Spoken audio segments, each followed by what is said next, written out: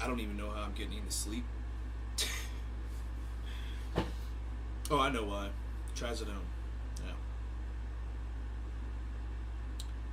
That's how I'm able to sleep. I feel like Asmongold has like a real desperate energy about him lately. Is it just me? Poor guy.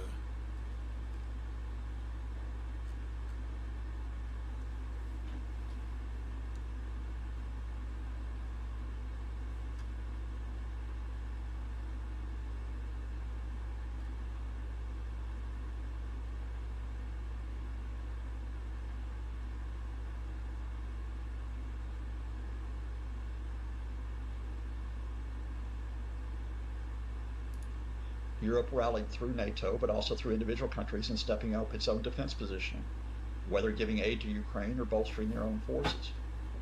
There has been, in the past almost 3 years now, a sign of Europe finding a place that was necessary and vital and trying to fill it. So, in a sense, Vladimir Putin failed. That's part of the reason why Kyiv still stands today. And let's not forget that. But now we face November 2024. Vladimir Putin's possibly last gamble to try to avoid a stalemate and to try to avoid the frustration of his hopes was Donald Trump back in the White House. That it's not a question of European weakness or of Europe not getting its act together. It's that the U.S. no longer will be able to get its act together because of that very chaotic, unpredictable man who happens to be, in effect, and has been for years, subservient to Vladimir Putin.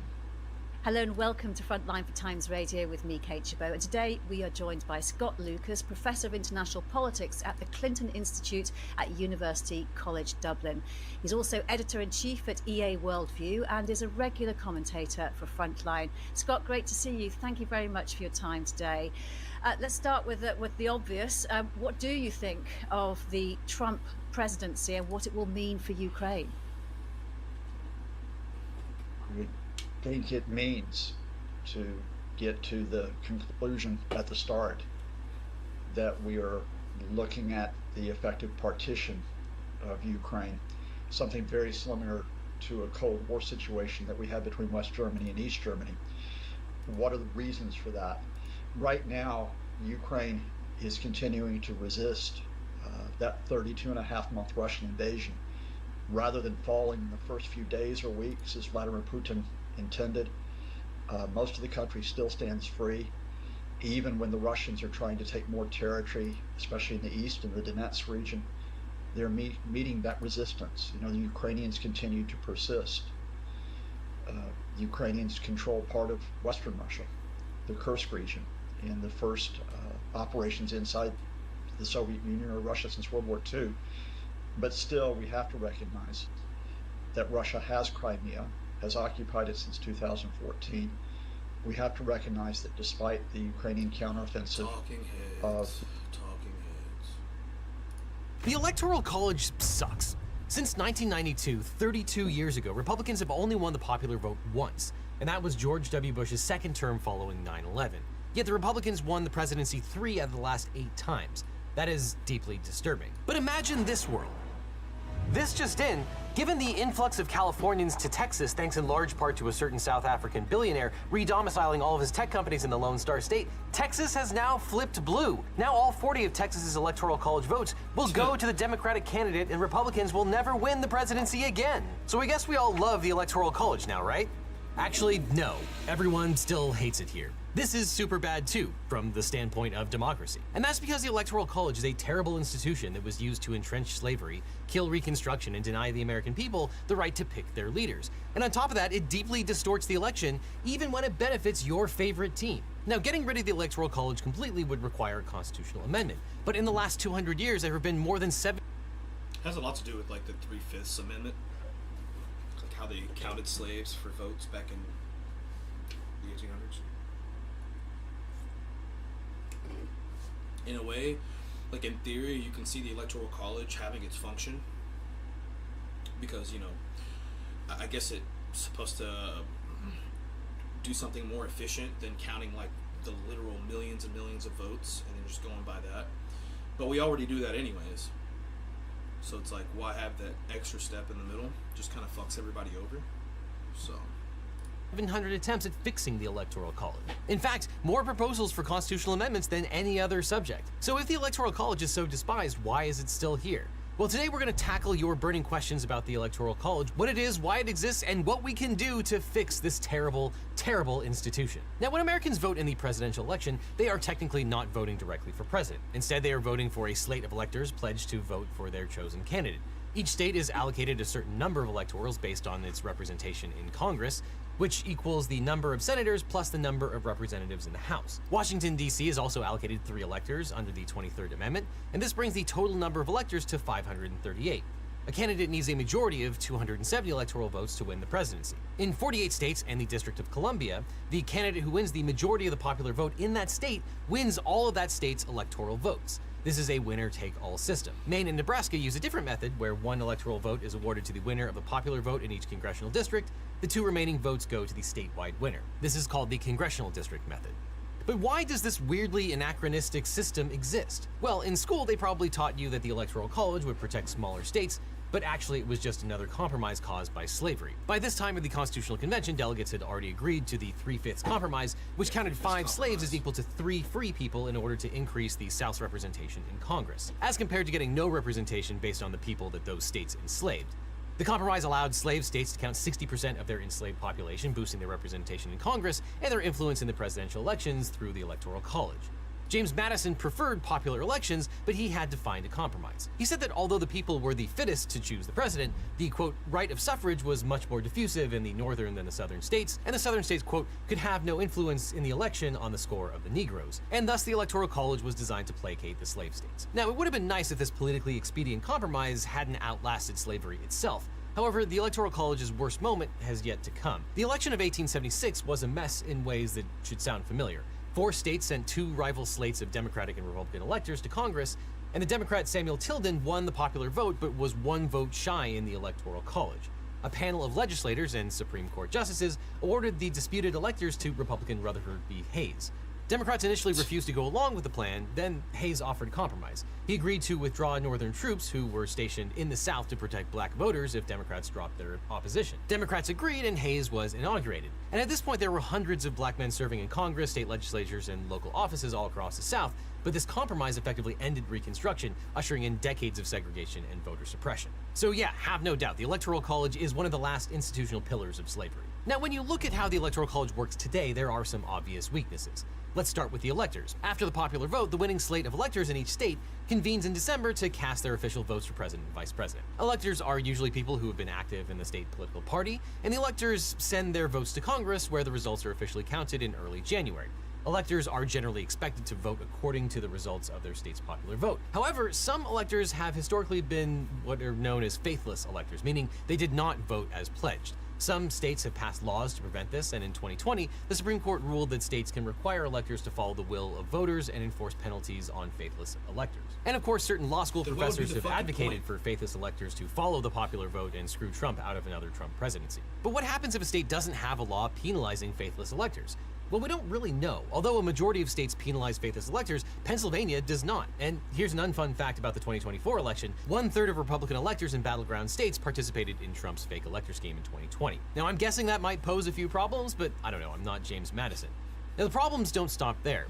The newly elected Congress meets in a joint session in early January to count the electoral votes and officially declare the winner. This used to be pretty uneventful, but in 2024, we'll all be holding our breath to see if Congress remembers how to count and whether there's another violent insurrection. Speaker of the House Mike Johnson has already said he's not sure if Republicans will be voting for the person who receives the most electoral votes if that person's name is Kamala Harris. And speaking of Kamala Harris, the vice president in their role as the president of the Senate presides over the session. Every reputable legal scholar who has not sold their soul to the devil agrees that the vice president has no authority to change the outcome of the election by rejecting electors. But in 2021, Donald Trump and the Republican Party asserted that Mike Pence should have had the courage to make Trump president again. And in the interim, Congress has since addressed some of the weaknesses of the law regarding the Electoral College. In 2022, Congress passed the Electoral Count Reform and Presidential Transition Improvement Act, which clarifies that the vice president's role during the certification of electoral votes is strictly ceremonial. The act also changed the threshold for objections. Previously, only one senator and one representative were required to object to a state's electoral results. The new law increases this threshold to 1/5 of both the Senate and the House, making it harder but not impossible for frivolous objections to delay or disrupt the process. The law also includes provisions to prevent states from submitting multiple slates of electors. It mandates that each state must resolve any disputes over electors before submitting its official slate to Congress. But of course, there are still loopholes that bad faith actors can exploit. The act provides that in most circumstances, the governor of a state, rather than a local elections board, must certify the slate of electors. That minimizes some of the risk of malarkey, but as lawyer Neil Katyal points out, a governor could still certify a fake slate of electors. Quote, if a governor certifies a fake slate, that will be hard for Congress to fix. And some Republicans are already arguing that the act is unconstitutional. Anyway, if a candidate receives a majority of 270 electoral votes, they are declared the winner. If no candidate... You know, I used to say that the Conservative Party or the conservative ideology was slowly slipping and going into the background for good, just a matter of time. But, and you know, I don't know if these people are actually fucking hardcore MAGA heads, but the fact that there were an extra like 5 million people that voted for Trump and that the election wasn't even close says a lot about America right now. And yeah, if you're willing to trade away the rights of women for like better prices, it just goes to show where your priorities lie, and you don't do enough research. You need to do enough research to really decide before you go and make a huge vote like voting for Trump. And an extra 5-6 million people didn't even think about it. I don't think they just wanted better prices, which doesn't make any sense. Prices will never go down. Inflation only ever goes up. It just depends on how fast it goes up. So I mean, gas prices go down, but that's like a per gallon margin. Like it's a small thing. It reaches 270 votes, the election is decided by the House of Representatives, where each state delegation gets one vote to choose the president. If neither candidate gets to 270, then the outcome depends on who wins a very gerrymandered House of Representatives, and this might be the best argument for dumping the Electoral College altogether, or at least watching that one episode of Veep. Now, obviously, if you're trying to amend the Constitution, you'll want a good lawyer. But if you want a great lawyer, let my law firm, the Eagle Team, help. If you've suffered a data breach, especially if you got one of those data breach letters saying that your social security had been leaked, were involved in a car crash, or dealt with sexual harassment from the Trump campaign or anybody else, we can represent you or help find you the right attorney. It's so important to talk to a lawyer right away so you can get the best representation, maximize your recovery, and find out what your options are. So just click on the link in the description or call the phone number that's on screen for a free consultation with my team. Because you don't just need a legal team, you need the Eagle Team, so click below. But just think about how much simpler and boring it would be to just give the presidency to the person who wins the most votes. I mean, it would all be over in less than a month after Election Day. Talk about a snooze fest. Aren't we supposed to be having fun, America? But yeah, the good old US of A is the only country in the world which uses the Electoral College system. And I bet we get much bigger ratings because of it. TV ratings being, of course, the most important thing here. So if we want to be a basic, boring, democratic republic, we probably have two choices. Elect the president through popular vote or reform the Electoral College. Now, the first reform proposal would abolish the Electoral College and implement a single nationwide popular vote count. The candidate to receive the most votes would win, although some proposals include additional requirements. For example, the winner would be crowned only if they meet a minimum threshold, usually 40% of the vote. If the winner needs a plurality of the vote and no candidate reaches this threshold, a second election would be held between the top two candidates. Or if you want more punishment, you could have Congress select the winner in a joint session. Now, proponents of a direct popular election argue that it offers... And like, it's all about winner takes all with the Electoral College too. It's not even a question. Like, whatever, like, even if the popular vote, anyways, I don't fucking know. My brain is rotted right now. I've been watching so much fucking content about Trump and how our shit's fucked, and I've just been like lost in this mental stupor. So just erase what the fuck I just said. Is the simplest, most democratic process for selecting the president. In this system, every voter's choice would equally contribute to the election outcome, and all votes of the people would count the same, preventing any one state from being disproportionately advantaged or disadvantaged. But of course, there are some problems with direct election. Larger states where more people live, like Texas and California, would have more voting power. Critics say this would hurt states with lots of land but little population, like the two Dakotas. And under a popular vote model, the candidates might spend all of their time in the 6 most populous states instead of spending their time in the 6 swingiest states.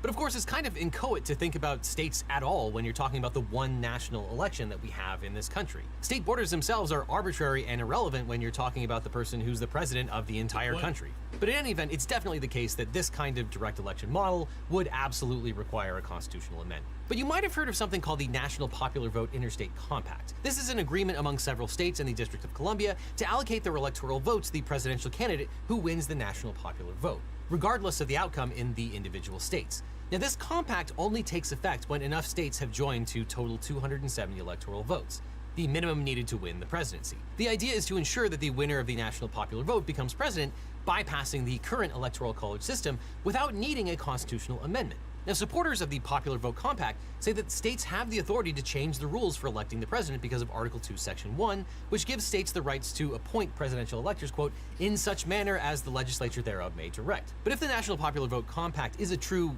interstate compact, then it may violate the Compact Clause, which provides that, quote, no state shall, without consent of Congress, enter into any agreement or compact with another state. In other words, the compact might require congressional assent. But still, it would be way easier to get congressional consent. And, you know, so much about our system is disjointed in a way where, and this is kind of one of the reasons why the Civil War was started, or like the dichotomy between the two sides. You had the Federation of the United States, which in a sense is beholden to a higher authority, a higher government.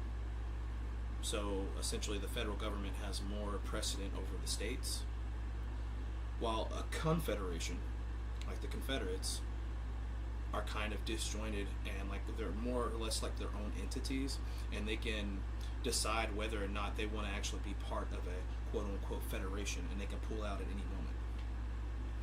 And so with things like abortion rights and like cannabis, you have this kind of disjointed,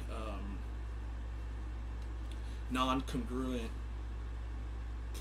practice of law, implementation of law that from state to state can differ so much, where, you know, you go over one state line and you get arrested for something that, you know, the state you came from, it's completely fucking legal. So it's like, it's almost like each state's like its own little country now, and we're veering further and further away from what a federation actually means and becoming more of like a confederation, if that makes sense, rather than getting a constitutional amendment. But Article 2 of the Constitution may also be a barrier to reform through the Popular Vote Compact, because it provides that the election of the president should occur indirectly through the election of the Electoral College.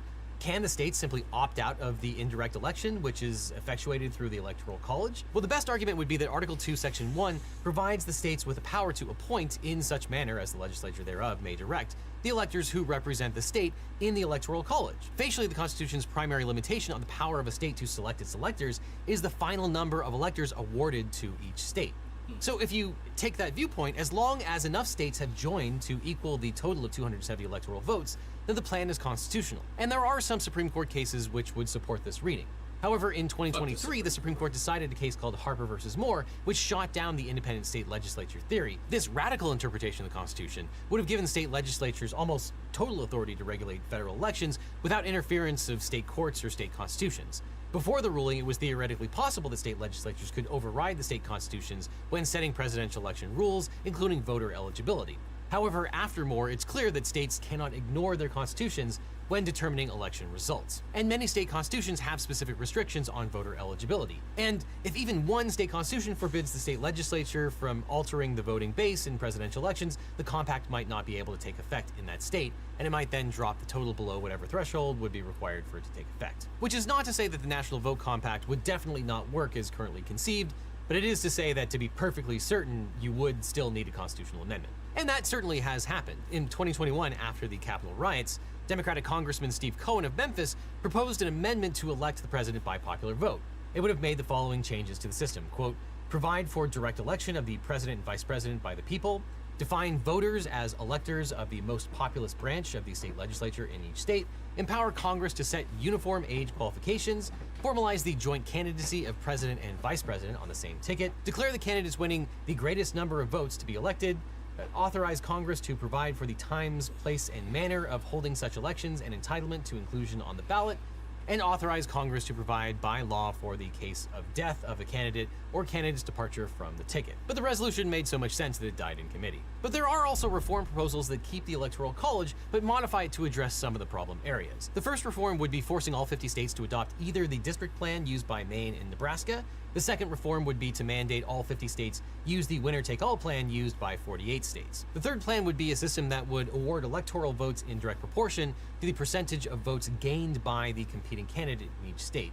That would address some of the inequities of the current system. In winner-take-all states, it doesn't matter how close the popular vote is, the person who wins gets all the electors. And critics say that this disenfranchises voters who choose the losing candidates.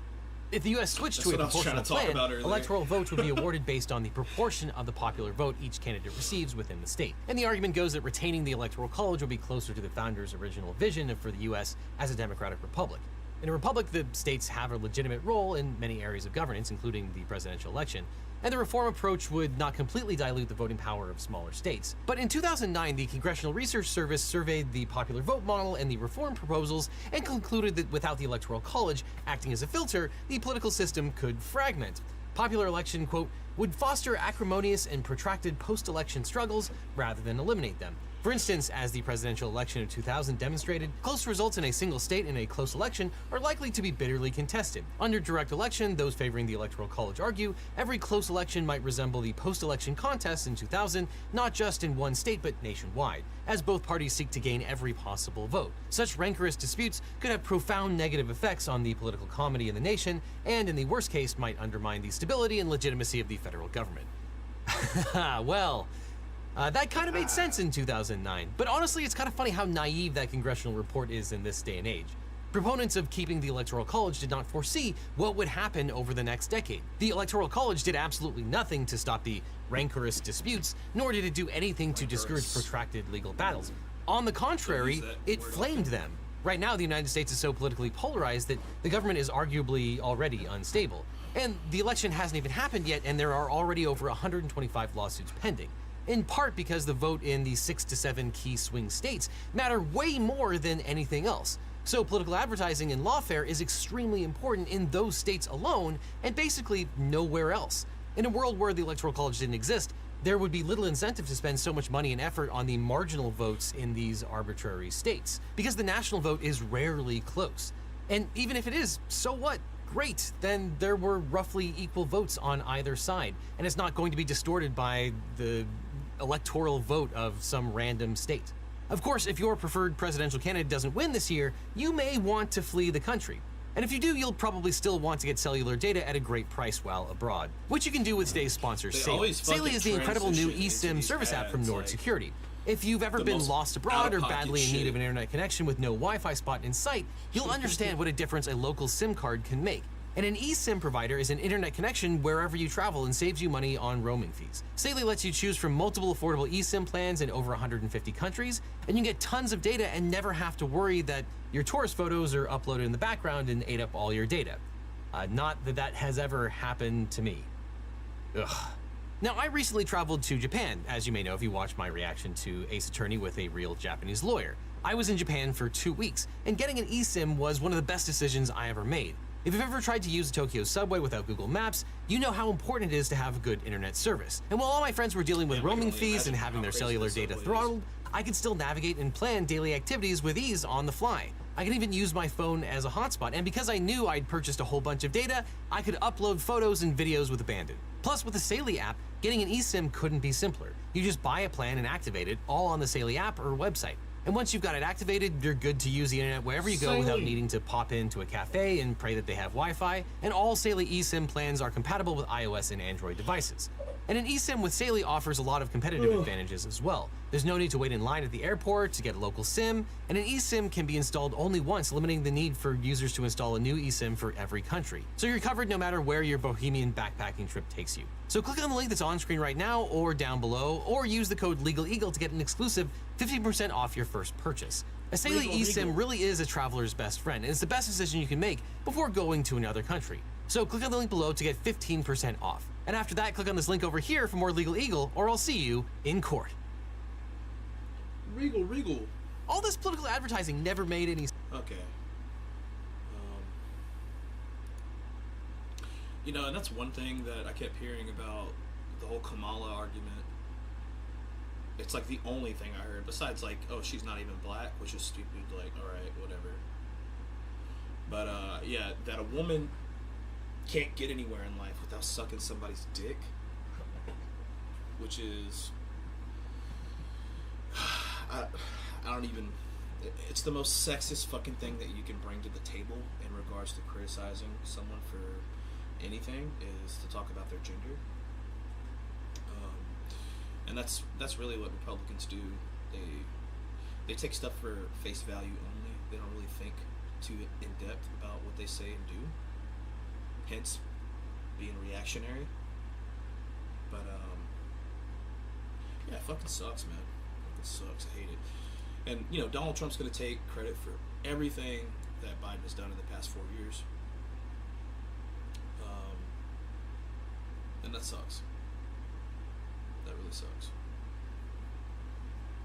And that's something that's been happening for like the past 20 years, is that a Democrat will come into office and boost everything up. Because let's face it, status quo politics, when done right, offers a lot of stability. You know? It doesn't make a lot of people happy, but it offers stability and slow growth. The margins slowly rise when it comes to the status quo. Not for the working class, unfortunately, but you know, overall, whatever. Yeah, it's crazy, man. It's crazy. I hate it here. I live in Texas, and you know, I think one of the reasons why we don't have income tax here is because it's so fucking miserable. The heat, the humidity, fucking for 9 months out of the year, you don't really want to be outside. So I don't know if like not having income tax is worth it, but also the fact that, you know, all of our policy making in Texas is super skewed to the right. There's nothing there for people like me. There's really hardly any representation in a kind of winner-takes-all political situation. So, unless you live in like a big city, you know, that may be like a bit more liberal, you might have like access to certain things that you wouldn't otherwise. But you know, I live in a rural type area, rural, and yeah, there's not a lot on offer in Texas. I'll tell you what, Elon Musk needs to fucking go back to California. Fuck that dude.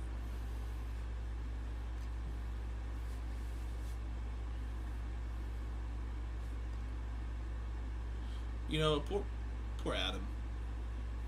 You know, he's a good talker. He can be funny sometimes, but he just comes off as like real stilted and corporate. Like he's not corporate, but he just has like this vibe to him. Like, you know, he's reading a prompt, and then like he'll have a fake laugh every now and then. I still like him, you know, whatever.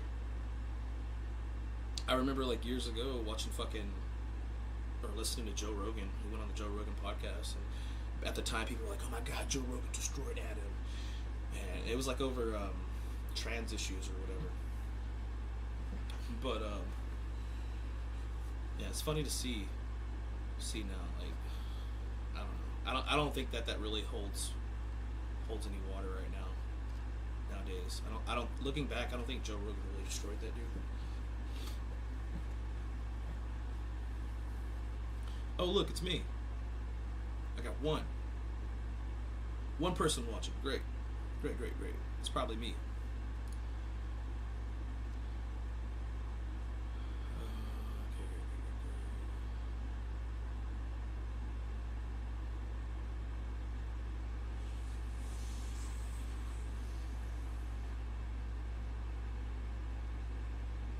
All right, just moments ago, President Biden delivered his first remarks to the nation following the election of Donald Trump.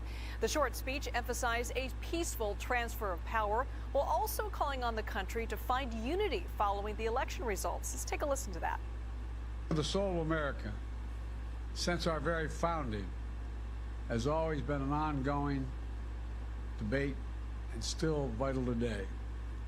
I know for some people, it's a time for victory, to state the obvious. For others, it's a time of loss. Campaigns are contests of competing visions. The country chooses one or the other. We accept the choice the country made. I've said many. And one of the big choices we made, and it hasn't started yet, but is to deport all of our quote-unquote illegal aliens. But that's going to be disastrous for our economy, just as much as fucking tariffs, because unemployment has been like 3 or 4% for a long time.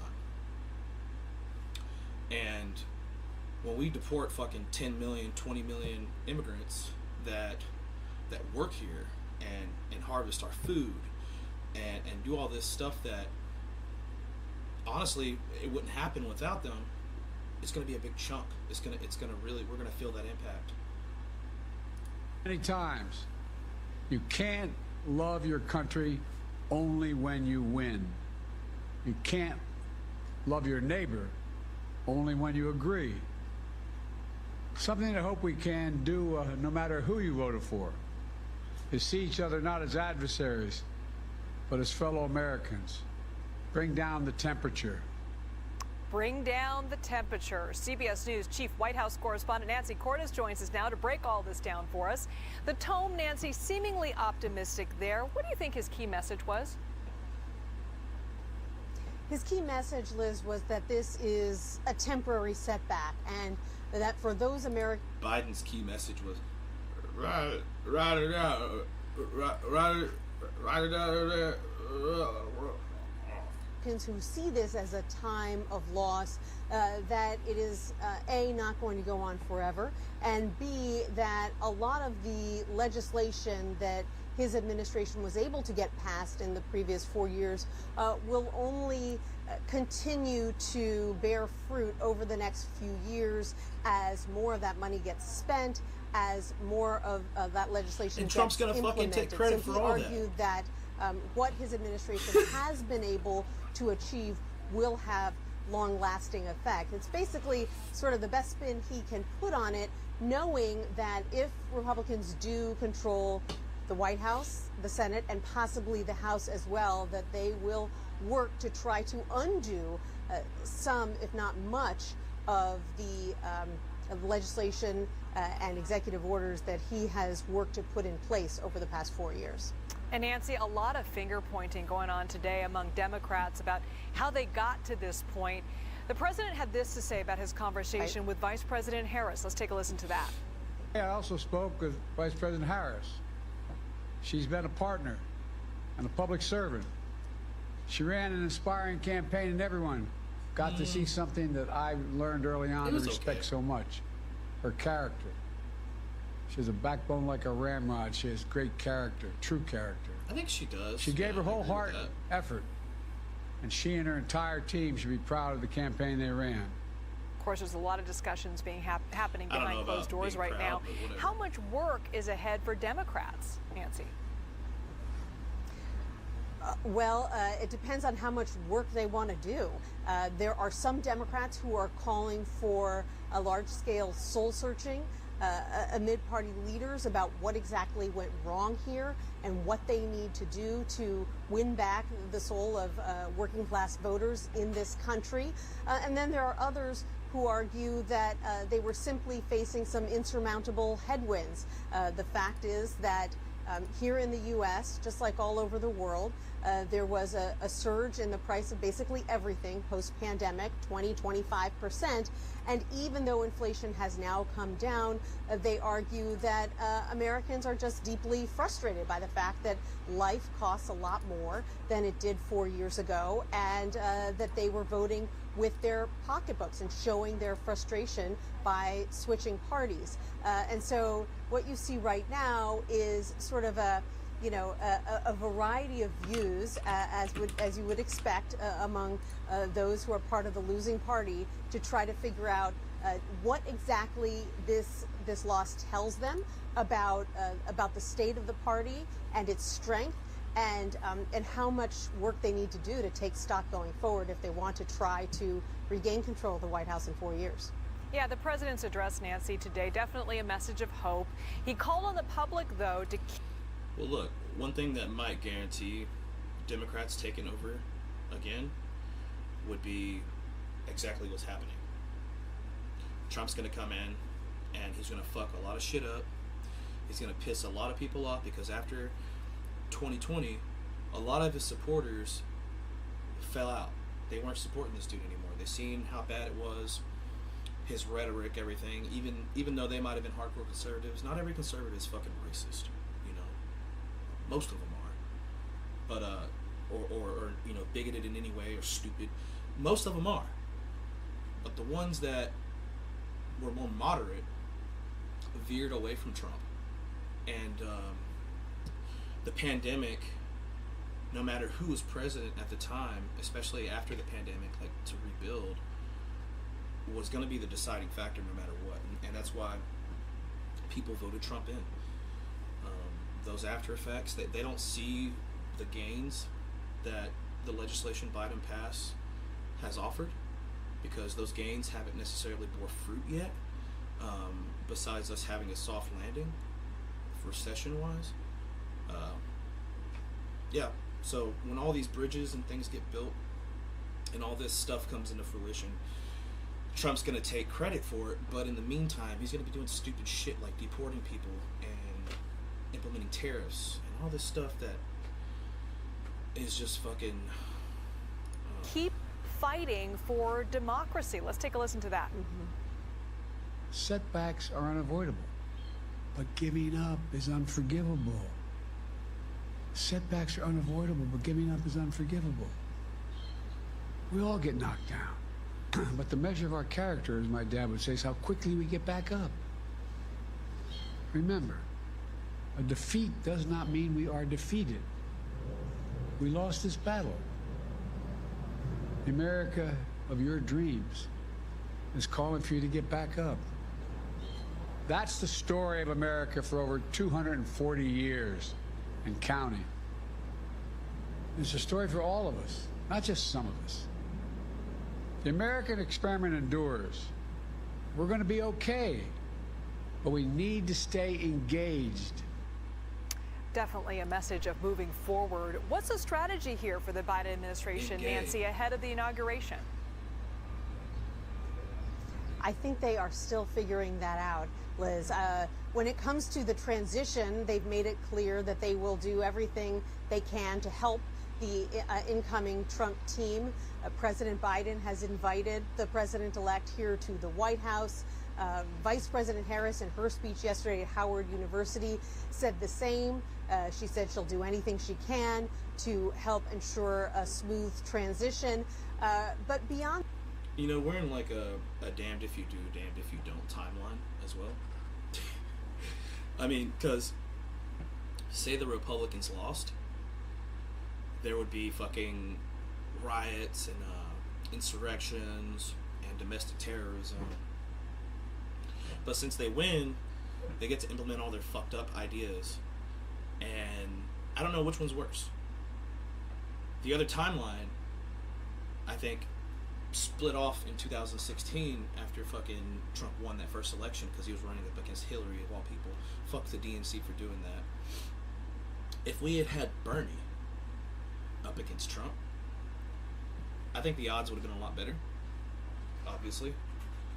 And we would be in a different timeline where more leftists, more socially acceptable policies will be moving through, and like it would be a complete opposite fucking timeline. But it only makes sense because, you know, America doesn't like fucking socialism. They only care about fucking the economy. So, and you know, we outlawed fucking communism back in the 50s and 60s and all this shit. So it makes sense that the only extreme radical viewpoint that we can have is skewed to the right. And just, it fucking sucks, dude. Like, I really wish we had Bernie. On that, what this party is going to look like in the minority, how they are going to deal with the fact that Republicans have so much power in Washington, that is something that is still being worked out. And it depends in part on how the Republicans handle being in the majority. Republicans have gotten pretty used to being in the minority here in D.C. over the past few years. So what's their approach? How responsibly do they govern? Do they listen to some of these voices today who are calling openly for retribution against Democrats and against perceived enemies once Republicans have power?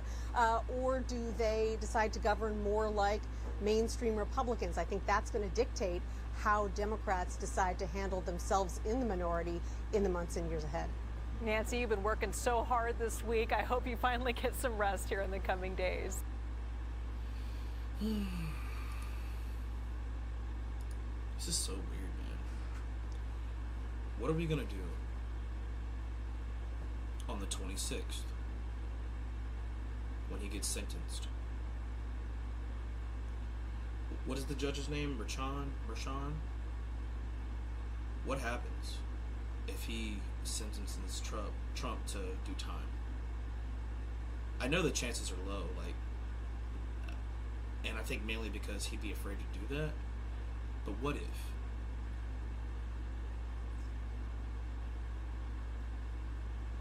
Does he go to jail?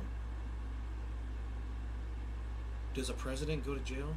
I mean, that would just be, it would fall in line to all the crazy shit that's been happening. But oh yeah, and then fucking RFK Jr. Oh my fucking god, dude.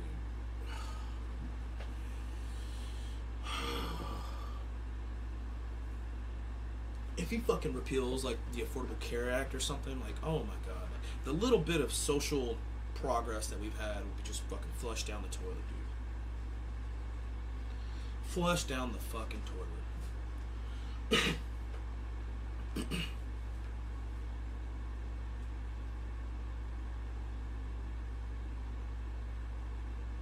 The massive space games we're still waiting for.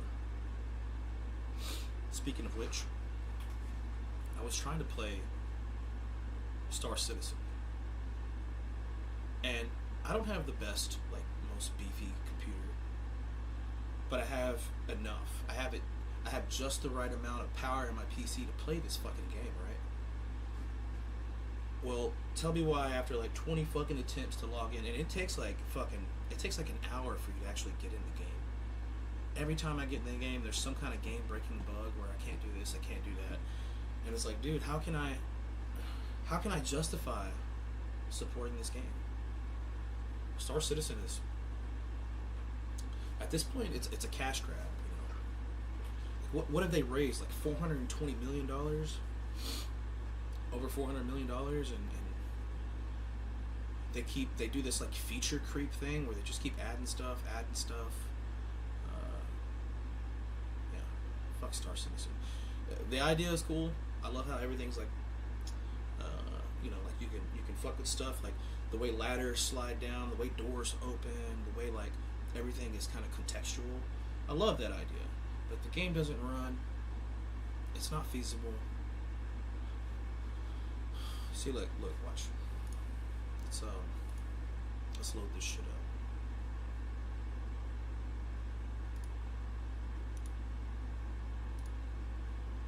Let's see how long this shit takes. Oh wait, did I uninstall it? Oh no, I didn't. Let me show you guys.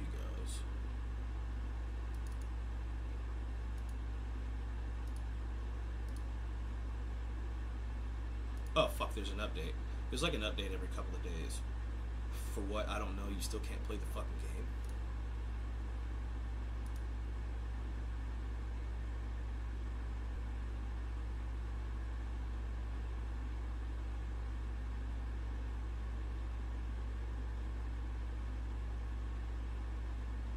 Oh wait, that's pretty quick.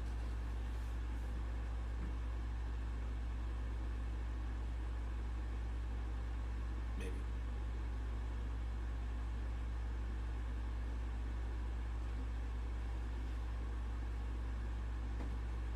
Never mind. 4 gigs. It's going pretty quickly. But yeah, I love everything, like the idea of this game.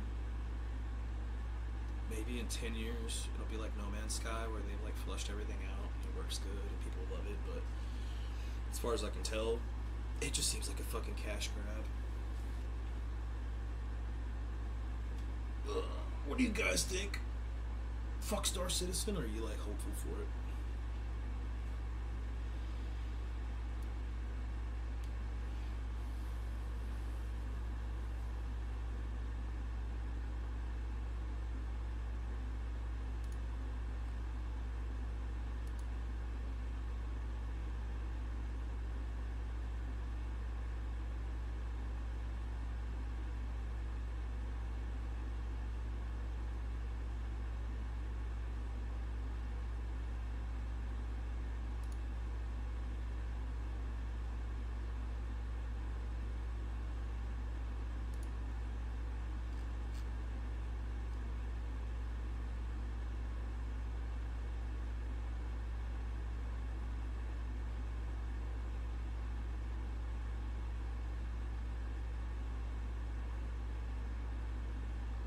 Fuck. I'm sorry, I'm on Facebook and oh god, people are hopeless.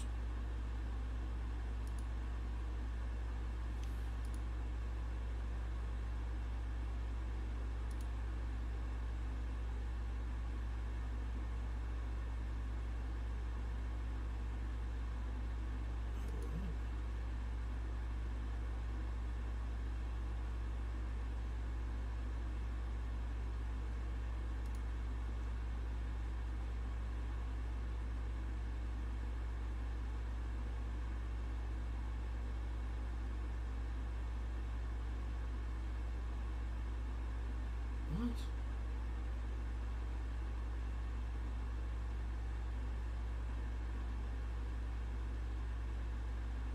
Okay, hold on. So there are travel bans in Texas cities for abortion.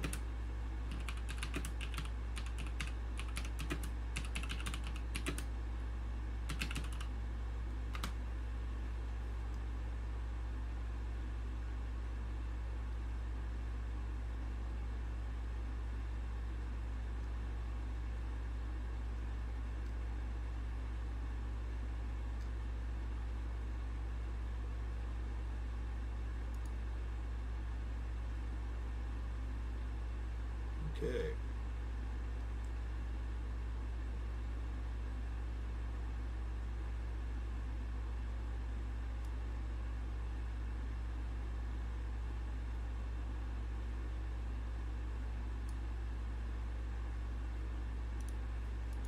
Oh shit, nope. Okay, I'm not showing it on screen because I don't want to like get these people in trouble. I don't want like people to find them. But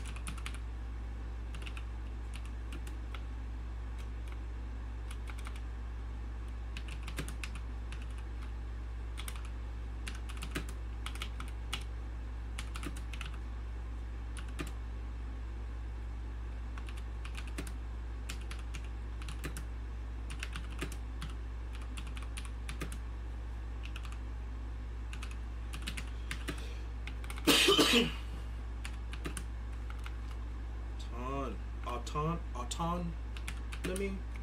What the fuck? I used to put bodily autonomy.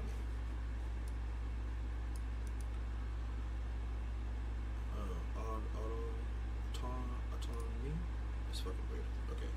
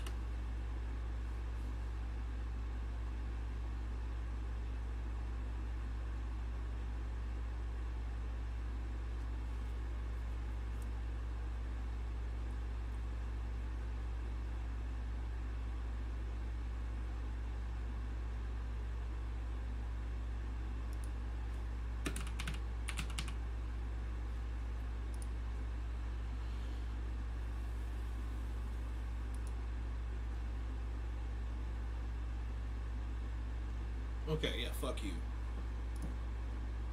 That's all I gotta say.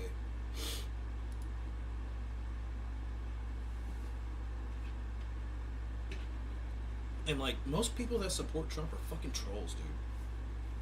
They don't actually fucking believe anything. They just see like a dead corpse. They just want to hop on it and step on it, piss on it and shit on it and laugh and have fun. Because they're sick individuals, dude. They don't fucking care. They just want to make things worse. They're cynical as fuck. Fuck those people, dude.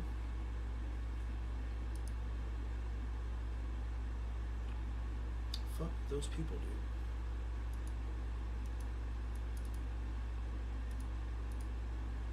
dude. Anyways, Star Citizen Launcher. Look how long it takes for this fucking game to come up. And once it does, see how fucking slow this shit is. If it even allows me to play, which it probably won't. Let's just be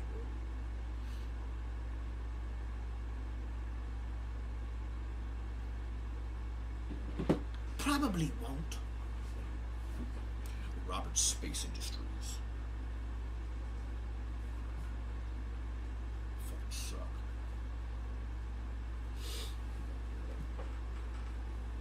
Let's see, it's gonna take, like I said, an hour to fucking... Oh, here we go. What's this? What's this?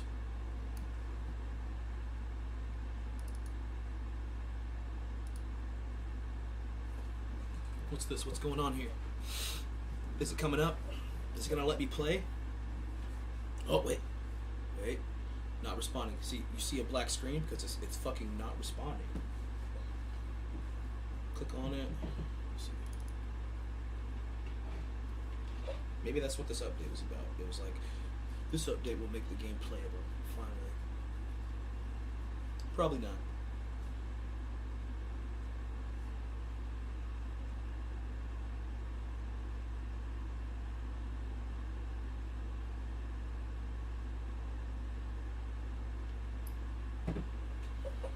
Star Citizen is a bitch.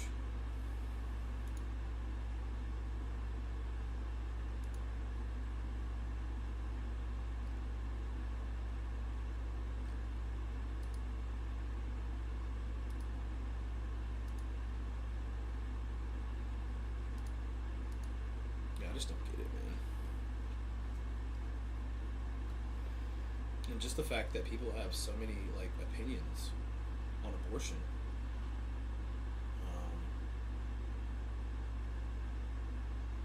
It's just crazy, man. Like, the argument will never end. These are the same people that don't believe in evolution and believe the fucking earth is flat, so yeah. A cluster of cells to them has a soul and is a potential life, and therefore you should let the mother die instead of getting rid of it, getting rid of the actual parasite in their body, by the way. to a certain point, like the child in your body is a parasite. It leaches the calcium from your bones. It does all this shit. You can die giving birth, having a child. You can die from it. So does your life supersede the life of a fetus or a zygote? No, it doesn't. No, it fucking doesn't. Fuck all pragmatic approach. There's no such thing as pragmatism anymore. There's just letting people die and bleed out. Ism. That's what there is now. There's no hope. And I truly believe the only reason why Trump probably wouldn't implement a national ban on abortion is, I don't know how much he cares about this, right? But I don't think his wife would necessarily want that. And I think she's already teetering on the edge of divorcing this dude, because, I mean, come on, he's cheated on her, he's done all this shit. He's very misogynistic, so you can only imagine how she would take that. And I don't know if he cares. He might not care if she divorces him or whatever, but he's old as fuck, and this would probably be his last wife. His last wife. Fuck. Yeah, Star Citizen still not loading. Still not fucking loading. It's been like 10 minutes.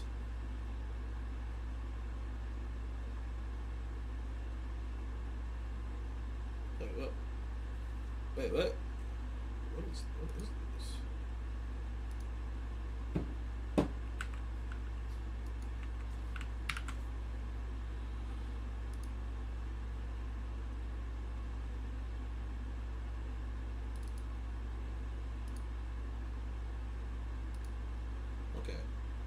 It's finally come up. It's finally fucking come up.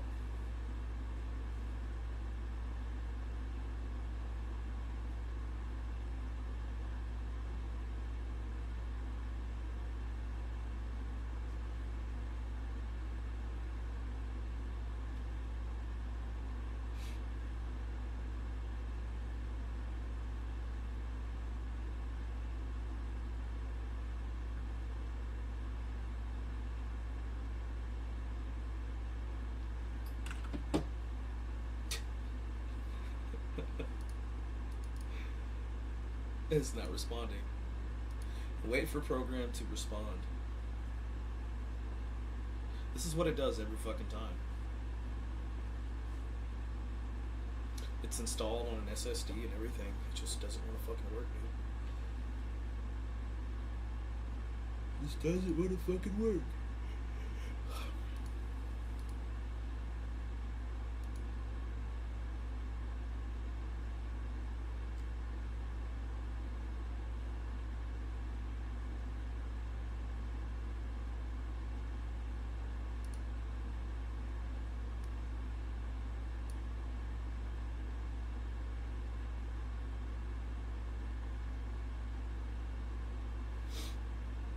I've been really inflammatory on Facebook lately. I cringe at Facebook, by the way.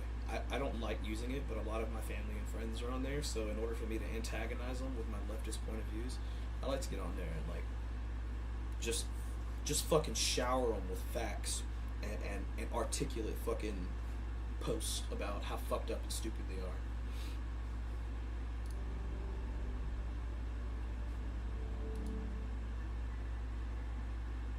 Wait, what?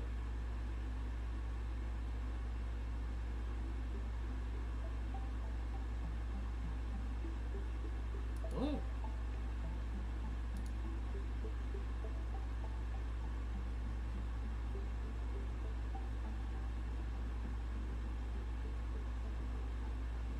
Do I not?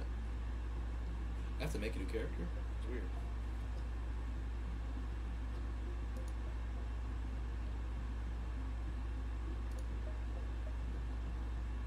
I just want like a fucking...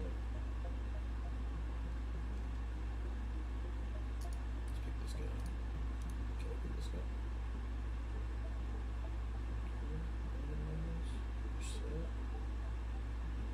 Just want to pick this guy.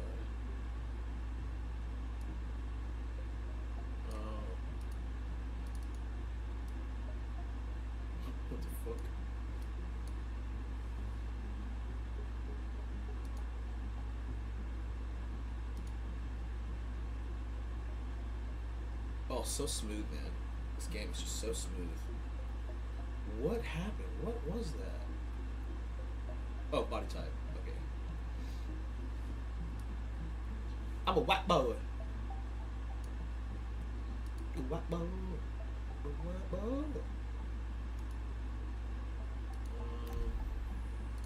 Okay.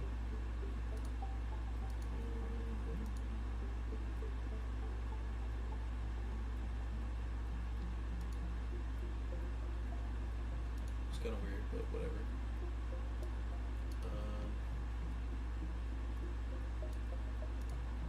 Advanced.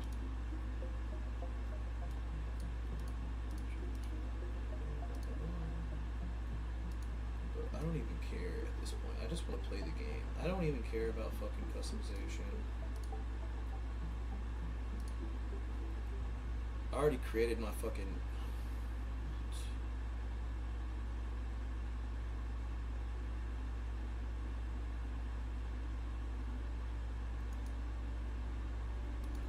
Okay, I think this might have been the problem last time. The system that I picked, New Babbage, was horrible.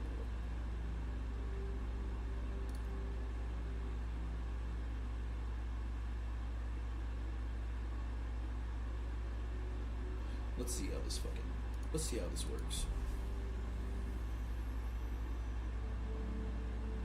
Yeah, I don't care. I don't fucking care.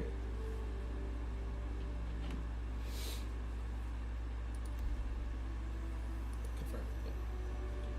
Yeah.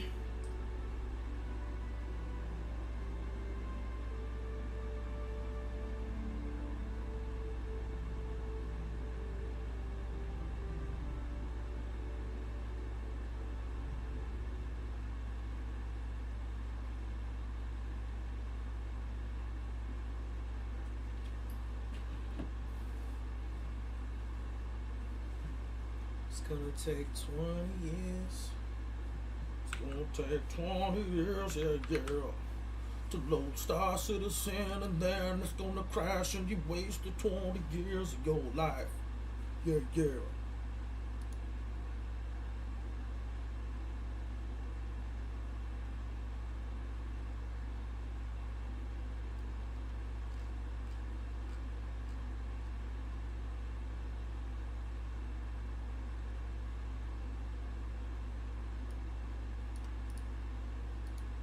And there's a stupid fucking argument, because conservatives do the whataboutism thing all the time, right? The stupid argument about when you bring up the fact that women are dying left and right because they can't have access to abortions. They bring up some stupid shit about trans people in bathrooms and kids getting molested by trans people in bathrooms. I don't know about you, but I've never heard of that happening. You know what I have heard about happening, though? Yeah. The former. Children and women dying because there's no legal way to get an abortion in certain states. So yeah, oh no, I don't really have a leg to stand on with that one, so I'm just gonna bring up some stupid bullshit that has no precedent. Fuck, dude, you really think a trans person cares to rape your fucking kid in the bathroom? It's fucking stupid. It's stupid and it's bigoted, man. It really is. They don't have a leg to stand on. That's why they can't directly counter my argument. They have to do a whataboutism.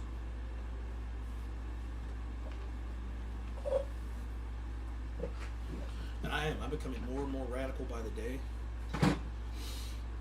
I used to probably have more of like a moderate take on stuff, like years ago. But that feeling has since left me.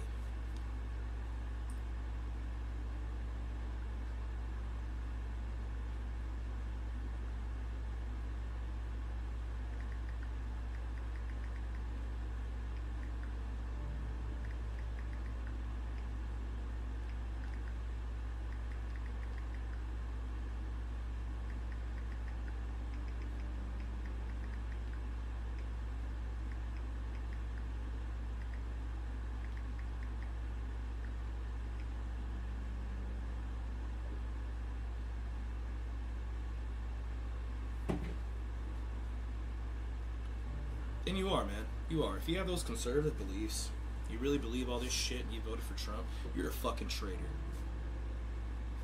You're a fucking traitor to my country. Get the fuck out. Go somewhere else. Like, really, go fucking somewhere else. You think you're more American than me? Fuck you. You don't give a fuck about nobody but people that think like you.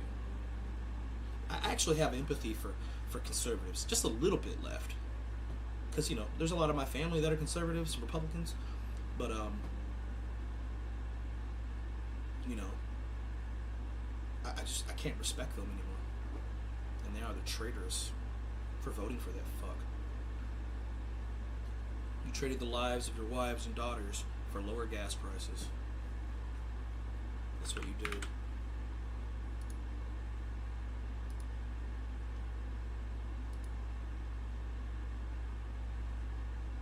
Well, that's what you fucking did.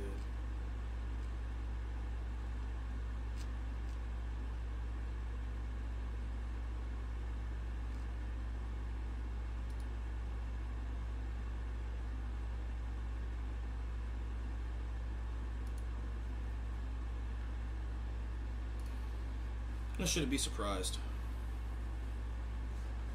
I really shouldn't be. I mean, I see this is like a slow train coming, a slow train wreck, and you just see it all happen in real time. And it all like stems back to like the Capitol riots. I watched that shit live, and people are still arguing about how they were just let in, about how no one broke into the Capitol, when they literally broke into the Capitol. You can see videos of these motherfuckers breaking the glass, trying to get in, while cops and security are fucking trying to hold the doors. And I don't know what you call that. You know, that wasn't an invitation. And I think the people that were like led further in, it was kind of like a way to like diffuse the situation in a way. Otherwise, they probably wouldn't have been let in any further, but it wasn't like, you know, they had the military in there right away. It took them a while. So they had to de-escalate at least somewhat. But other than that, yeah, there wouldn't have been anybody in the actual, like, speakers or the House room or whatever the fuck they call it, where they went in to sit, like, where Nancy Pelosi's desk was and shit. And they're all out there, you know, chanting hang Mike Pence. And I'm sorry, but do you ever see anybody on the left doing horrible shit like that, saying horrible things like that? Like, you really don't. Granted, there are some grifters. Yeah.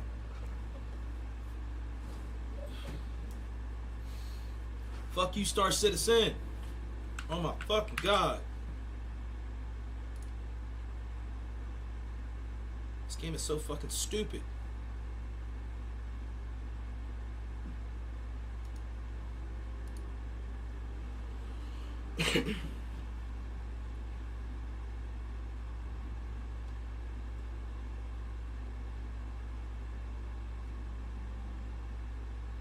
One day I'll have like 10 people watching me.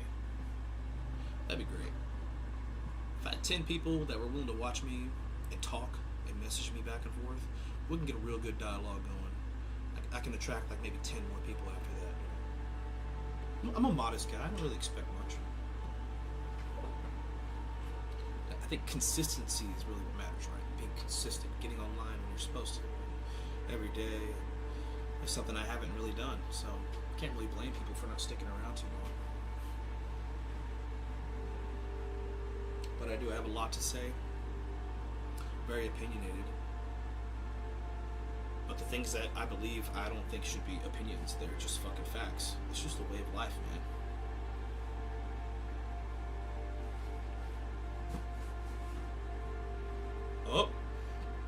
Oh, here we go. Star Citizen.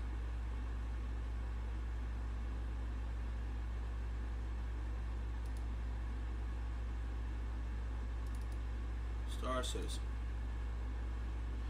Launcher, unknown error. Something was wrong on launch, blah, blah, verify game file. Fuck you, dude.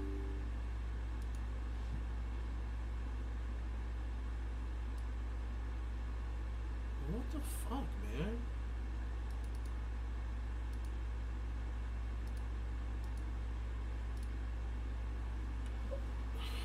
Oh my god. Why does it have to ask me this every time? Should I even bother?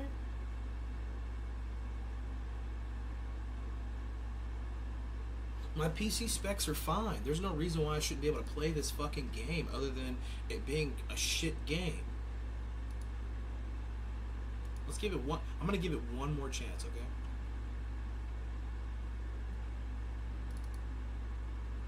One more chance.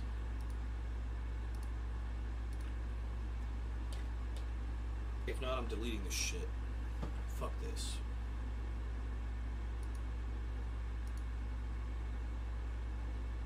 Fuck this.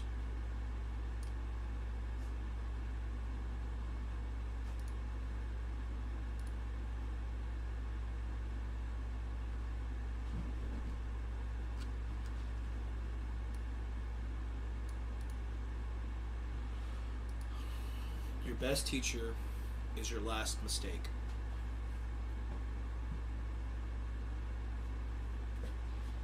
You think conservatives and Trump supporters are going to realize that mistake?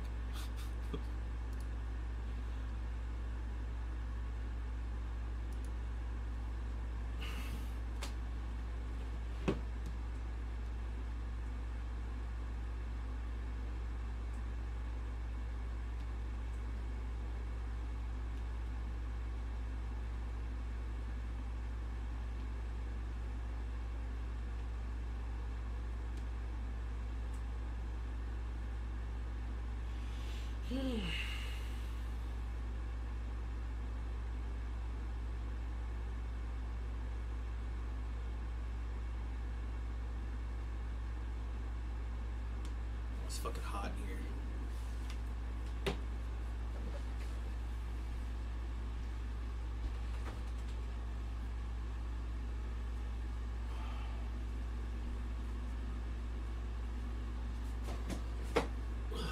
Fuck Texas. Fuck this weather.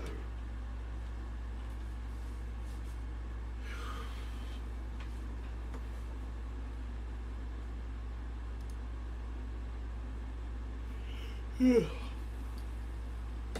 fuck you.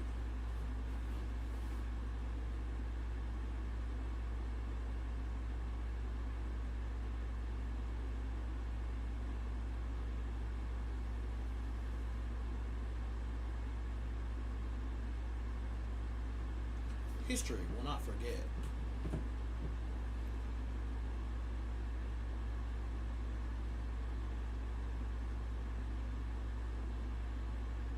Dude, I hate it here.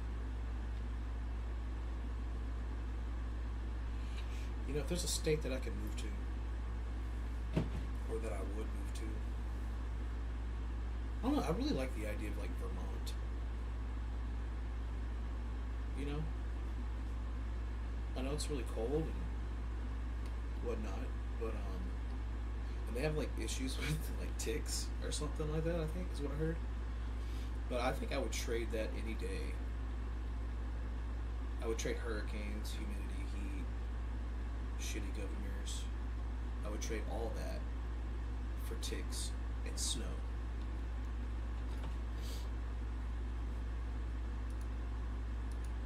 This shit. Look at this shit. Wait for program to respond. Yeah, hold on. Let me get it up there. Let me get it up there. Not gonna see it because it's not responding.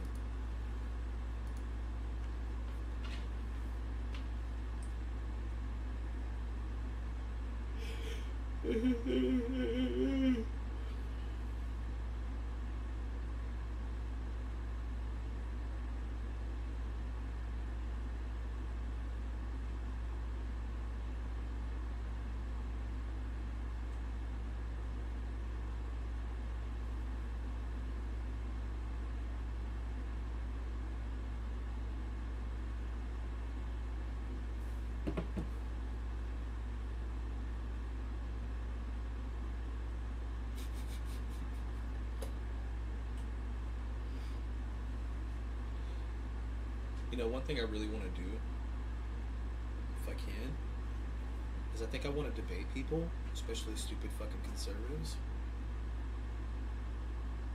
I've never done it, and I think I would be really good at it. I don't know though. What we got here? What we got here? Hold on. Oh.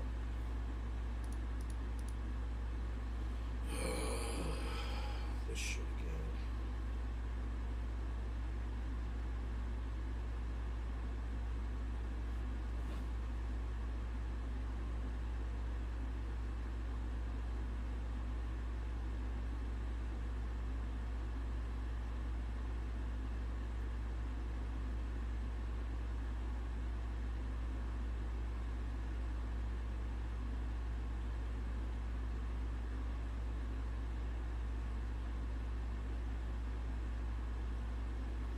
I have 4 subscribers and 12 videos. Very successful YouTuber.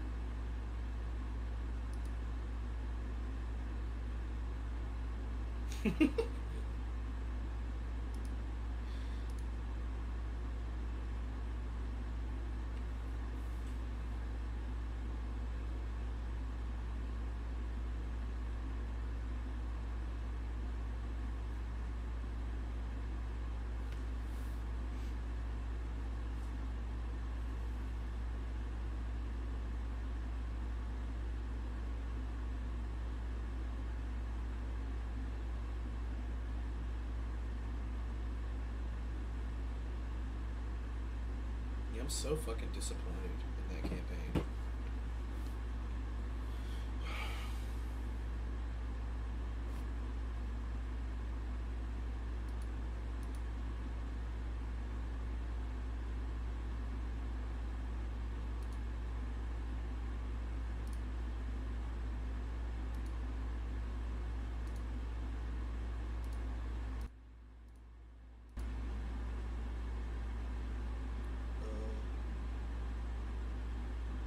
What?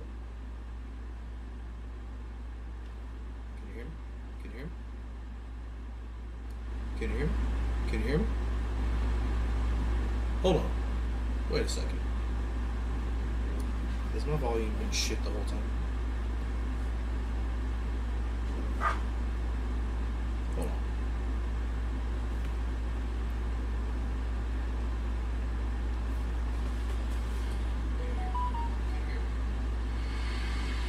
Hold on. Wait a second.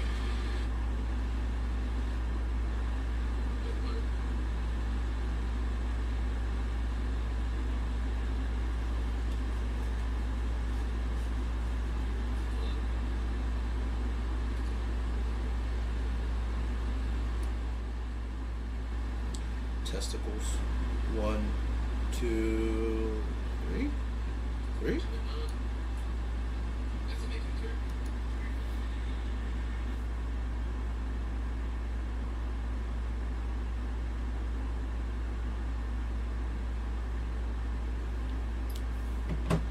I need to get my fucking sound gate, my noise gate, put in there.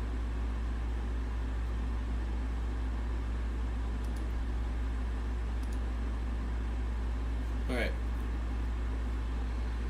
One more time. Let's do this shit.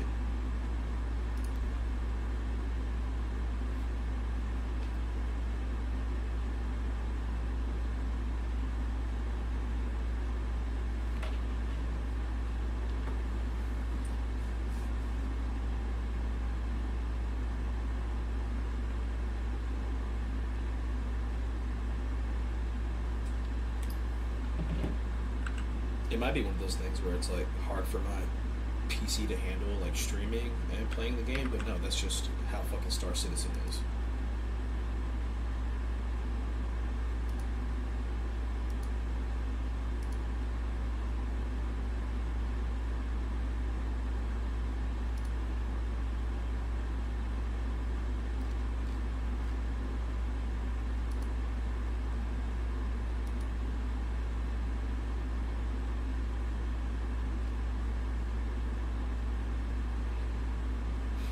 I'm gonna fix this country.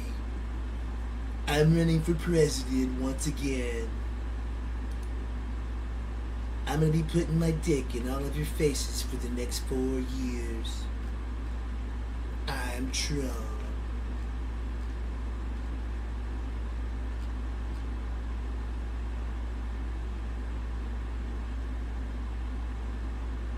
Oh, somebody mentioned me in their comments. Let's see what they got to say.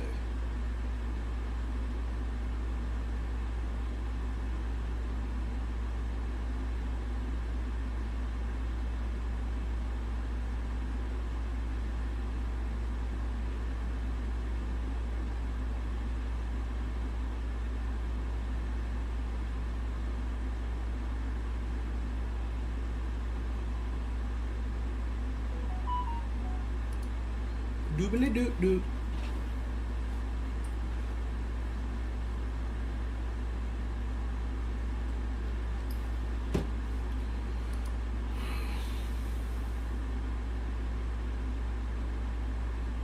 So much of my family is just fucking stupid, dude.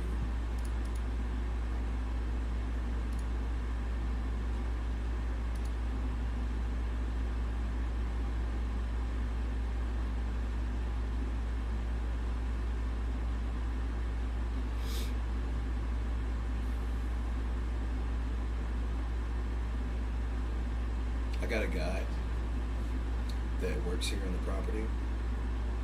And he's my dad's friend. He's not a bad guy. In a way, you know, like he's very, you know, likable in a couple of ways. But most other ways, he's very dislikable.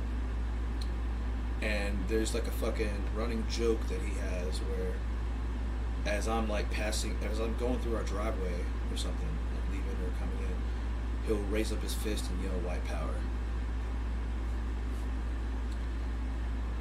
And dude, I'm on a knife's edge. Like, if he does that shit one more time to me right now, like, I just can't handle it. I'm gonna get out and fight him. I am. I'm gonna put hands on him. Because I can't fucking stand it. You know, imagine, you know, you live somewhere and every time you pull out or you try to go do something, some motherfucker's out there yelling white power.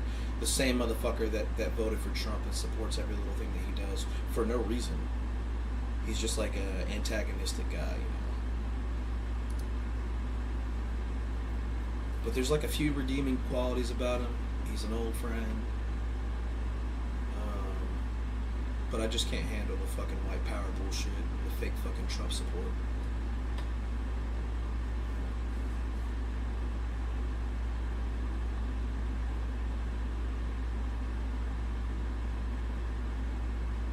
This fucking game, dude.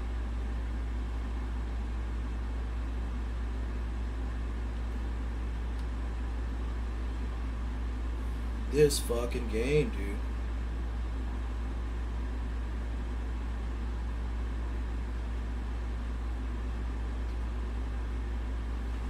I'm gonna take this fucking HOTAS off. It's getting in the way of my boom.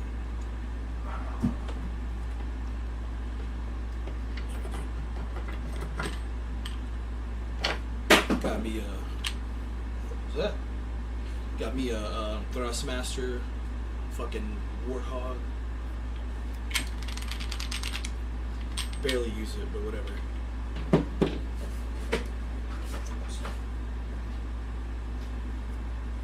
Something in October, I don't know what the fuck it was. Again, I apologize for the background noise because my AC's out and I have to have a fucking window unit. Wait for the program to respond. This is not a good sign.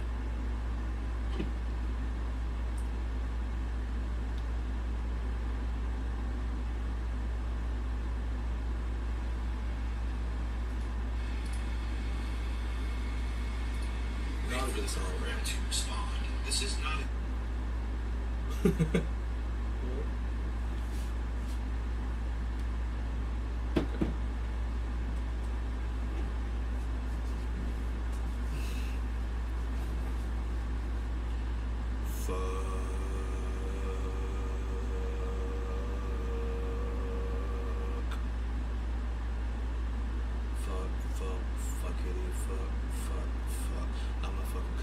for trying to play a Star Citizen because it sucks. Fuckity cuck.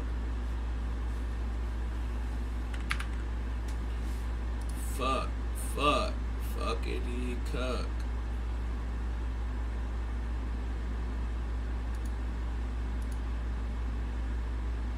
Trying to play Star Citizen, but it's fucked.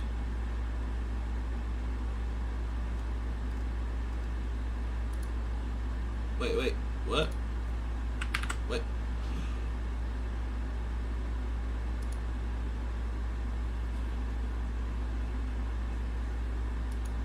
It doesn't work. It doesn't work.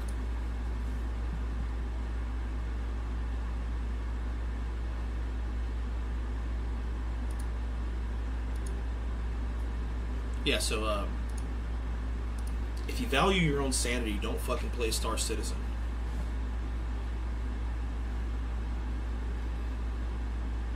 Value your sanity.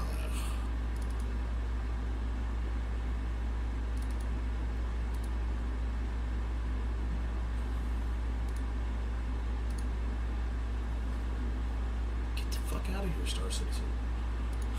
I'll fucking delete your ass.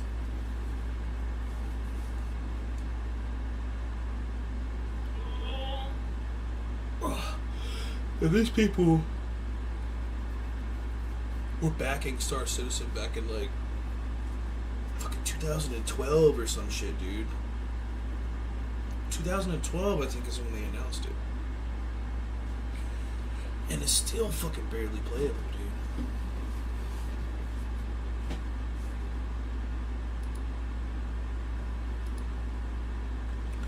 I have a lot of games that I could play.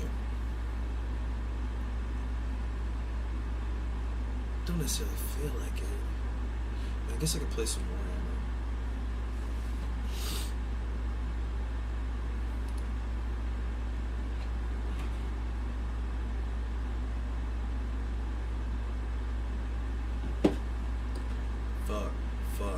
Fuckity cup. Trying to play Star Citizen, but it sucks. Fuckity cup.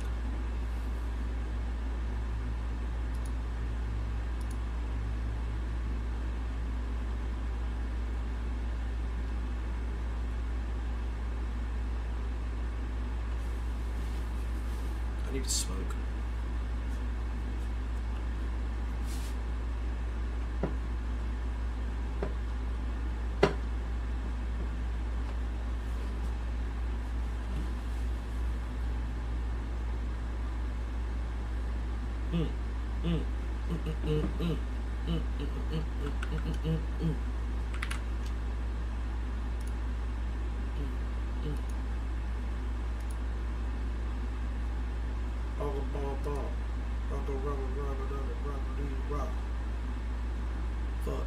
Fuck, shit out of luck.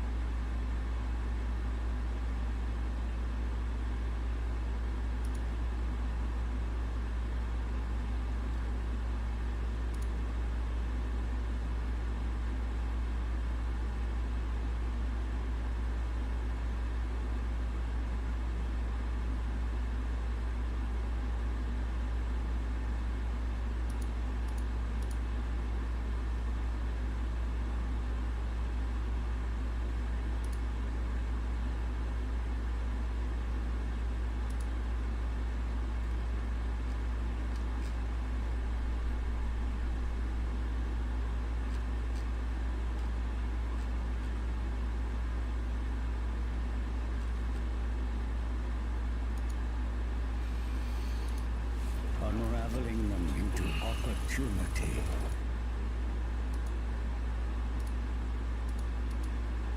For whom? Alright,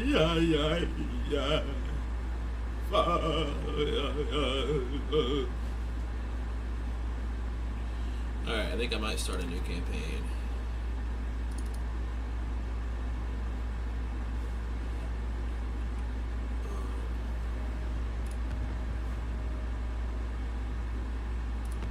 Sigmar's will. Empires.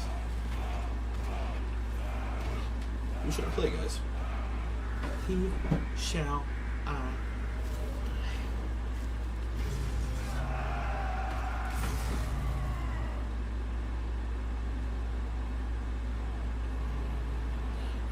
I'm normally like going between the Empire. I know, soy as fuck. I normally come between the Empire and the Vampire Counts. Those are normally like my go-tos.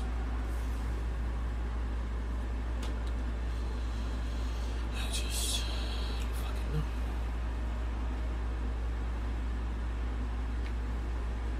Did they read the dwarves, didn't they?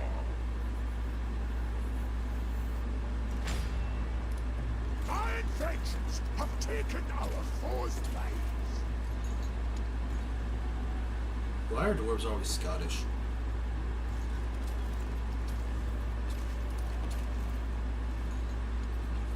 Are Chaos dwarves Scottish?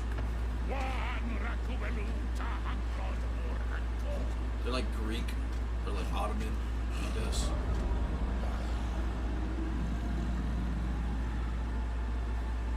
Kind of freaky. I don't own that one though. Oh yeah, and also usually I go for like high elves too. So the Empire high elves and vampire accounts.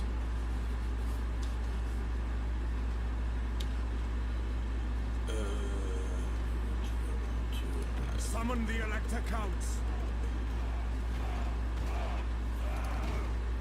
The true Vorcaster. The true Vorcaster. So I wonder what happens when you actually get the books of Nagash. I really like Manfred.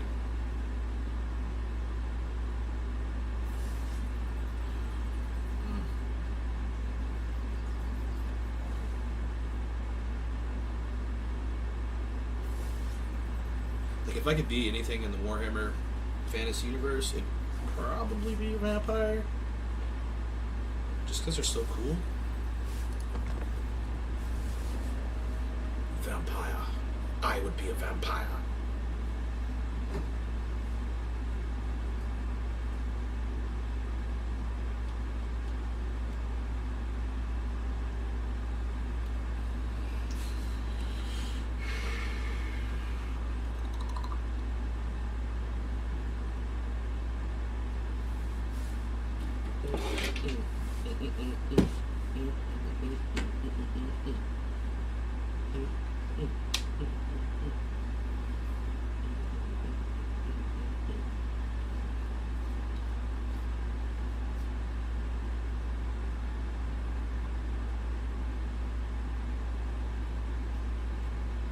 Yeah, I don't know. I don't think I'm ever going to pick up Star Citizen again until like 1.0.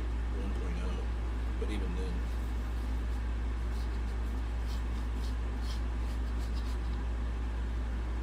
I don't understand how a game can start selling its alpha.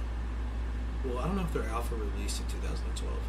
I don't know if the game was playable until like a few years after that, but still. If it's a performance issue, a potato of a PC should be able to play it. I mean, unless they're expecting us to have like a fucking $5,000 computer to play it.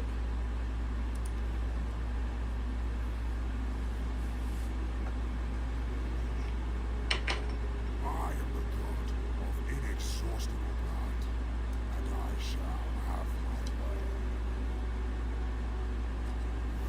That motherfucker said, I'm virile. I got a lot of blood in this penis.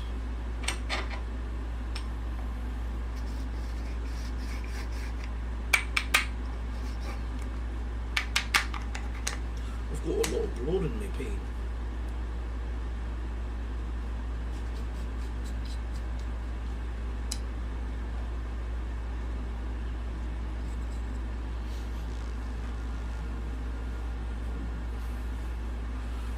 Little fly right in my ear there.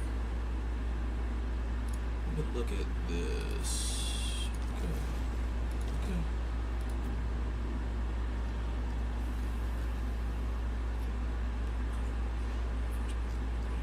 Okay, so you can closest one is the 8th book.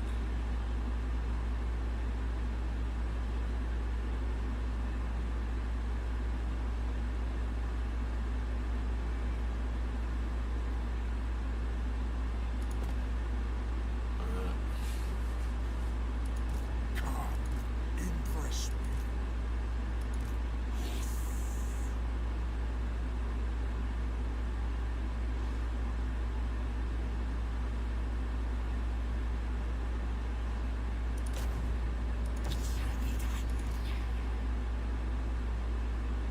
Destroy them.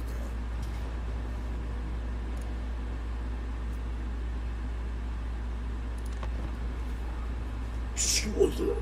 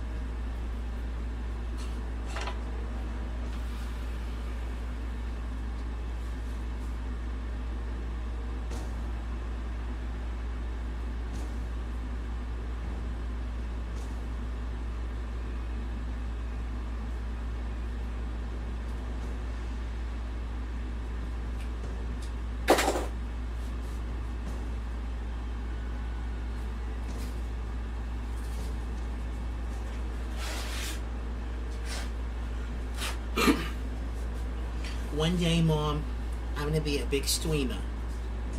I'm gonna be so successful, and you're gonna be so proud of me because I'm gonna have 20,000 people watching me at a time, and I'm gonna go from the one concurrent view, which is actually me watching it on a phone, to an actual success, Mom. If you're proud of me, be proud of me. But you probably hate me because you're my mom. So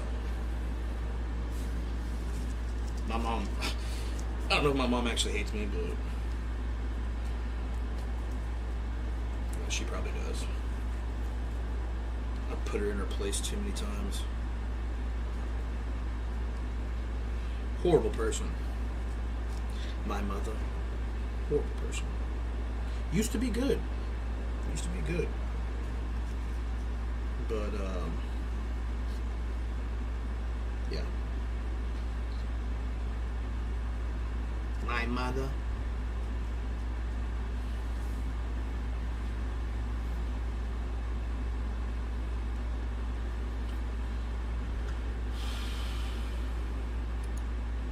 What is this?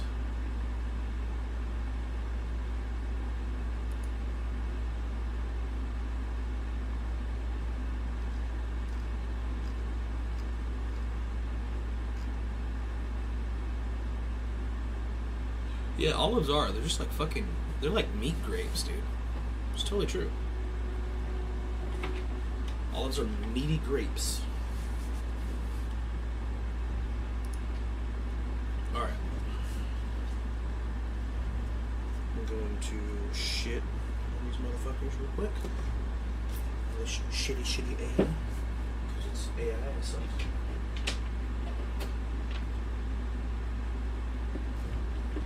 I might not though, it might suck, so don't hold me to it. Let me get my meat shield out. Are these meat shields? Meat shield.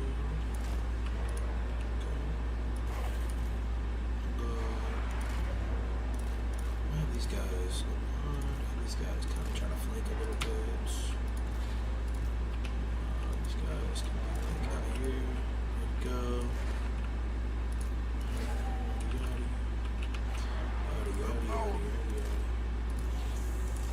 Let's get these guys going.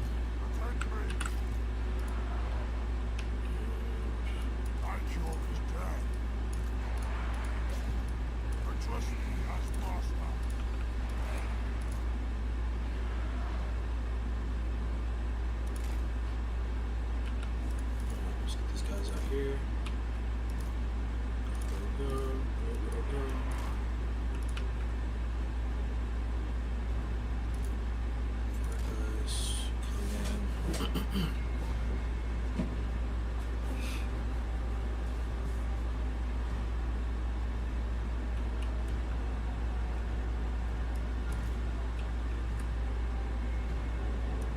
Shanti Gravos from me.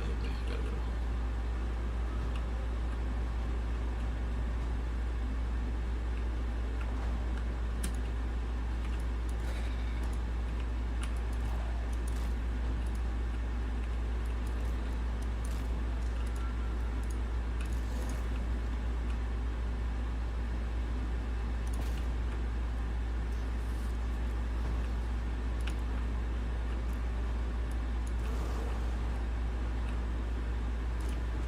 These lands are mine.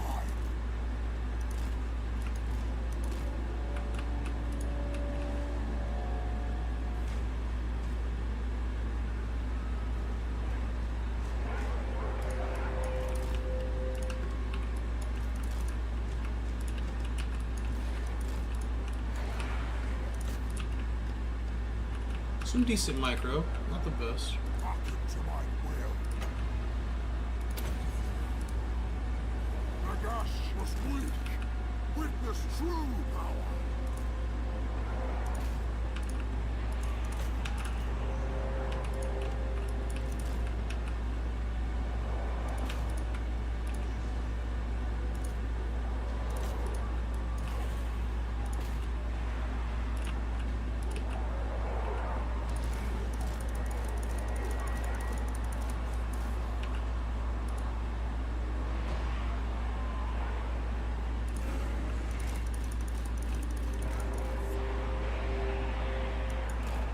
I really like Vargas. They're dope. I think the lore behind them is pretty cool too. I serve me. My dominion over all.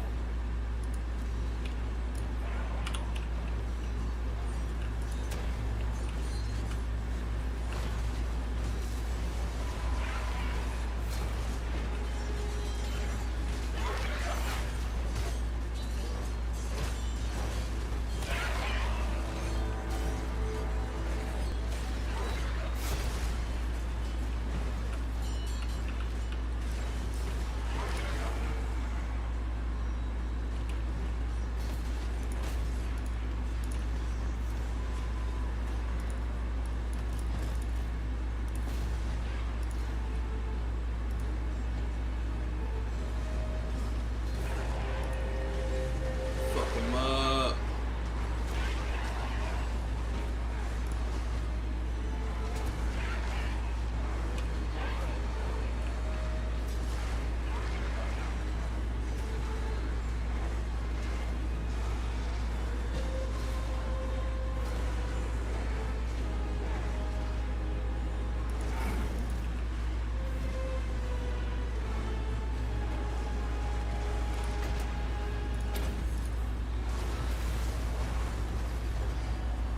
What?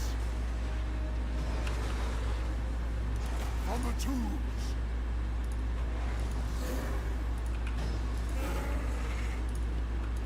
Is that close? Yeah, fuck. I could have done that decisively. I just kind of fucked up. I fucked up a little bit, man. It's okay. We're zombies. We're zombies. We can make more. We can make more. Zombie, yaddy, yaddy, yaddy, yaddy, yaddy.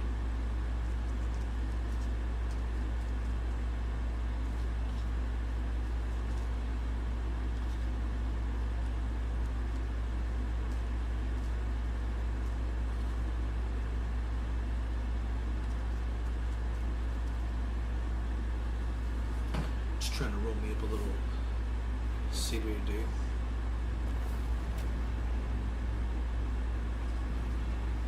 CBD!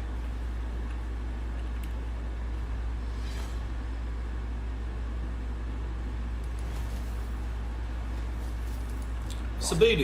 Is mine. Obliterate. Now that's decisive. Why did my rules die?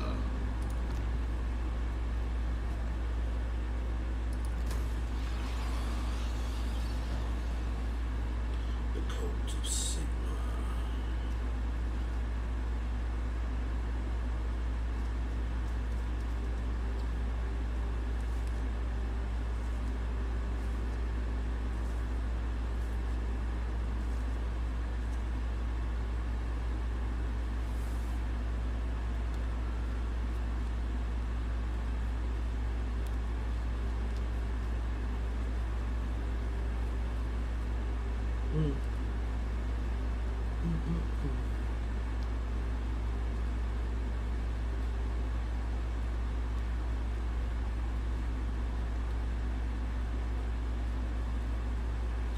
Little CBD. It's just CBD.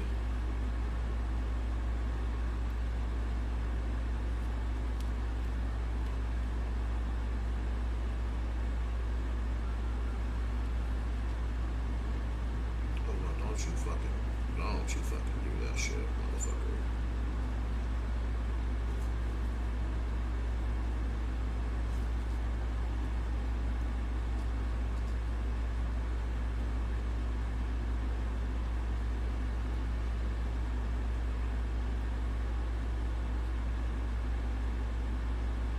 Oh shit.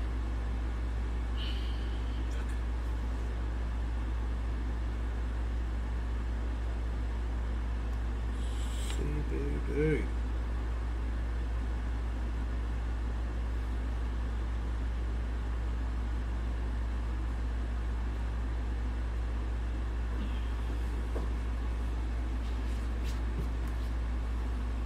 They don't drug test for CBD.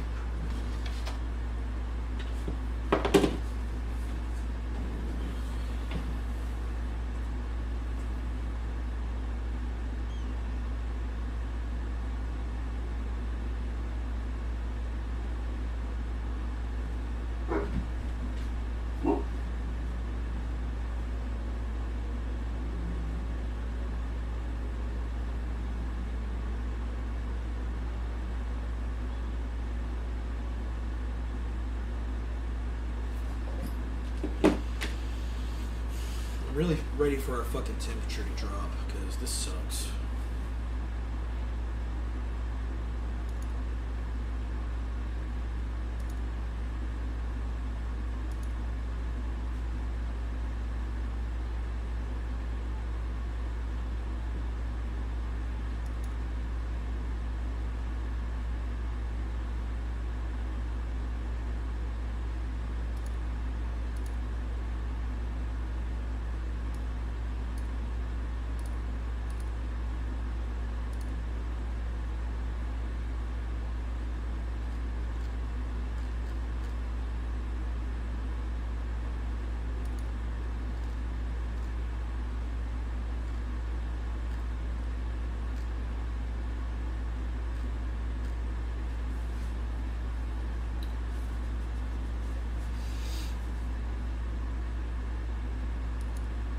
Check this AC.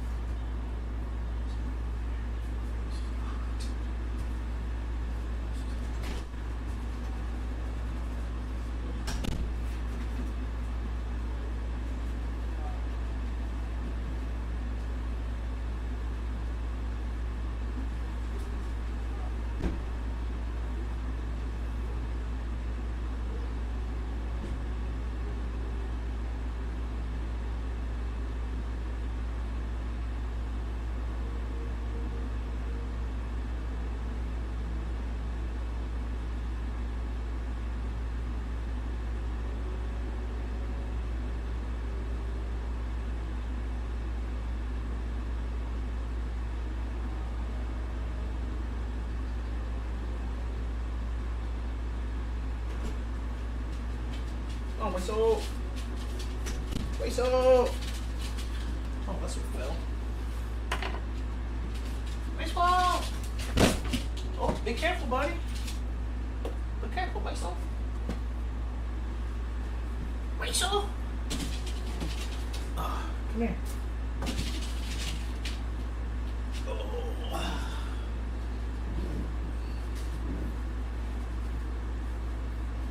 Whistle. That's a good boy. Looks like Falcor. Looks like Falcor from Neverending Story, doesn't he? But black. Whistle! Let's go! Squawk!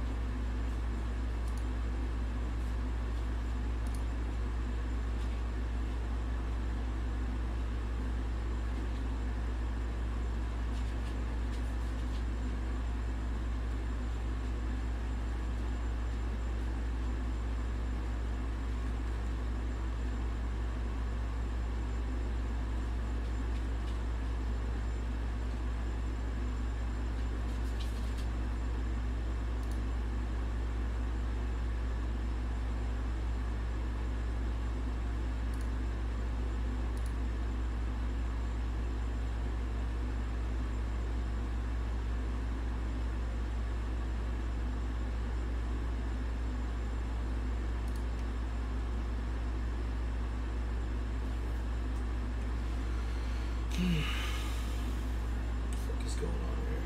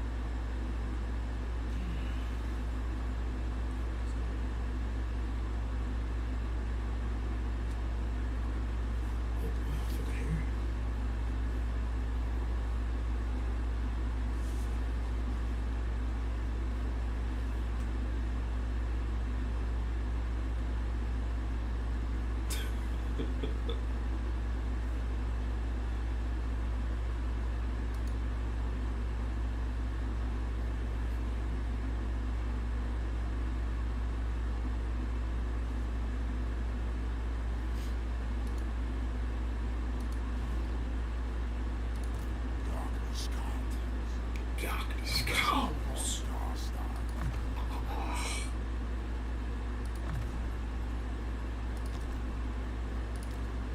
Invocation of your neck.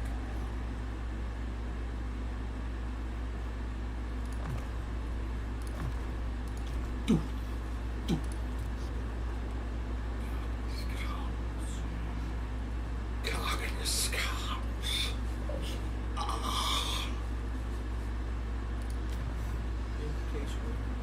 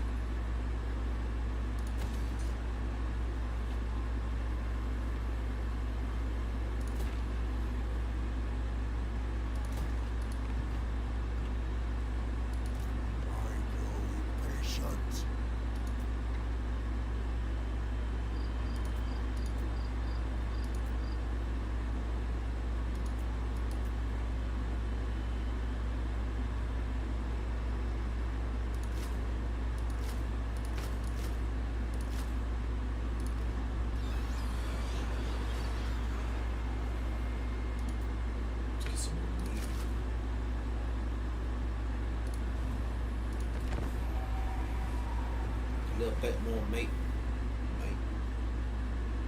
Meat. Meat the ball.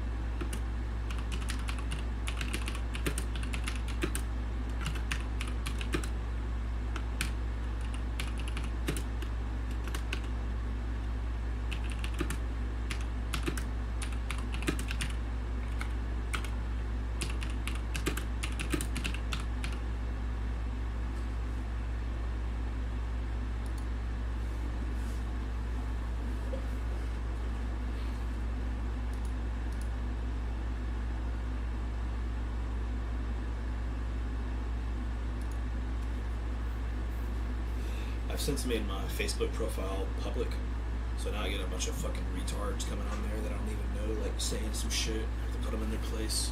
I kind of like it though. Fuck them. Don't give a shit. Hurt their fucking feelings.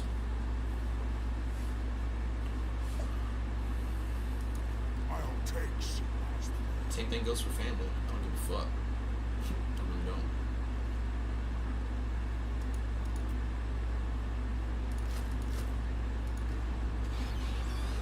None shall live.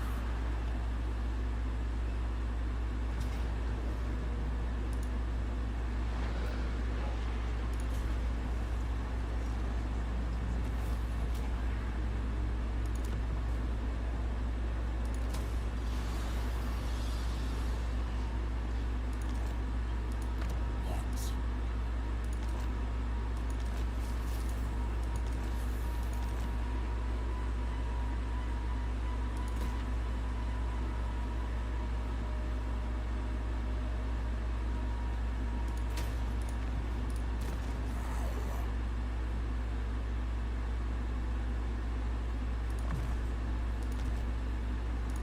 Thou darest.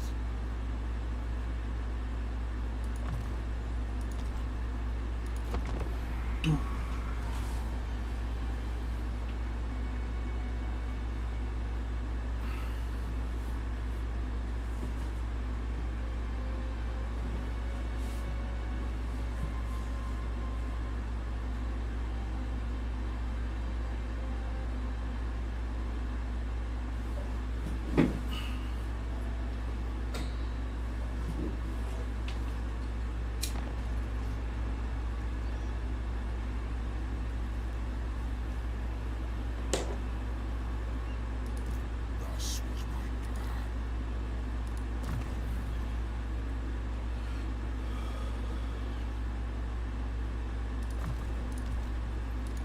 It is night.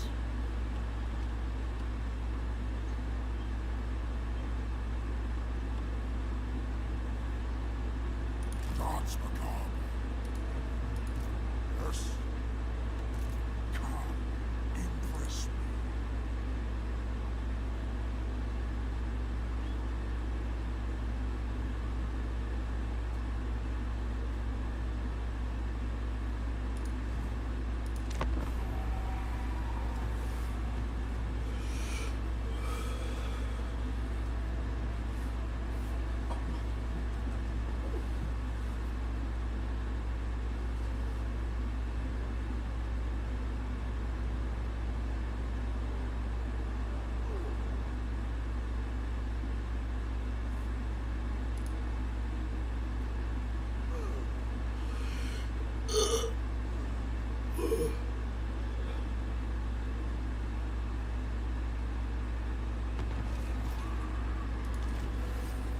They always get destroyed.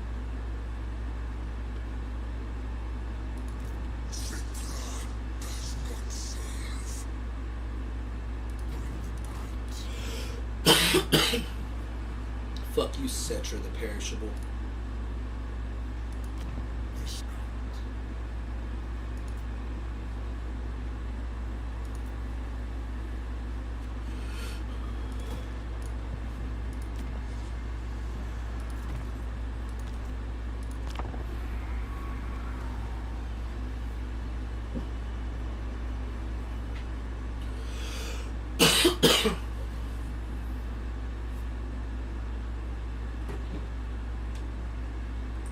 My butt is raw.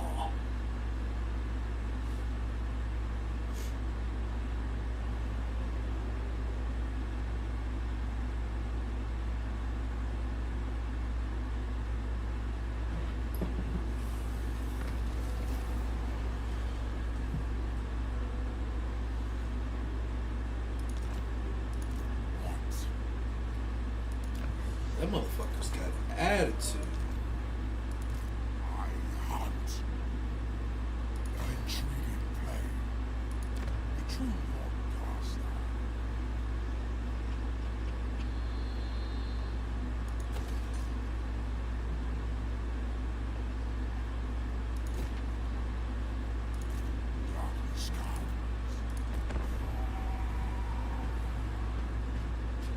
Bet you won't, Central.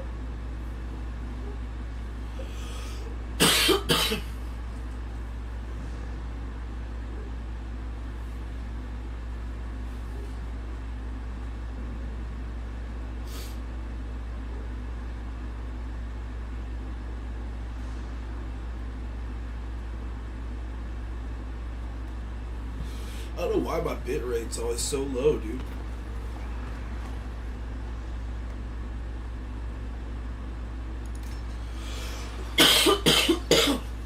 I really don't care about pissing off gods. I'm a fucking vampire.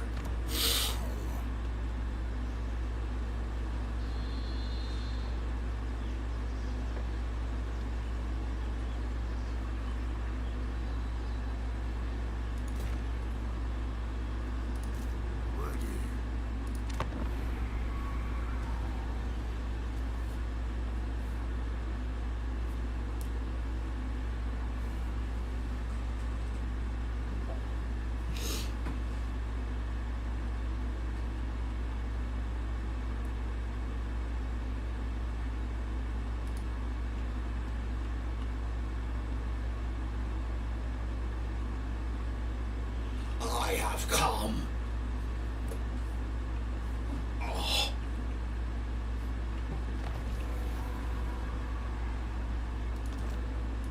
This night.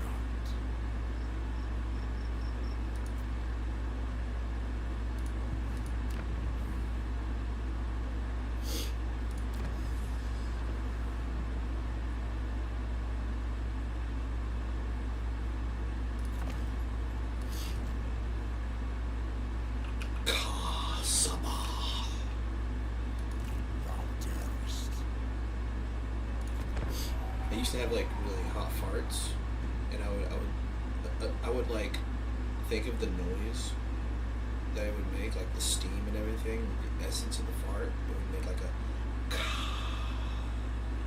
like you're letting out some fucking demonic spirits from your asshole.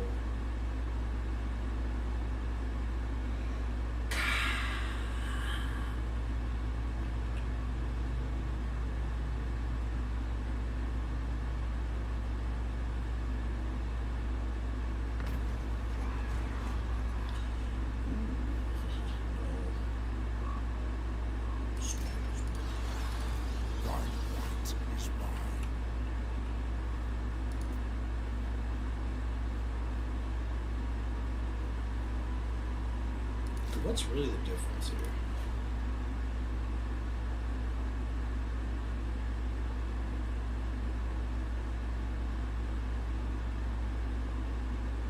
Okay. Oh.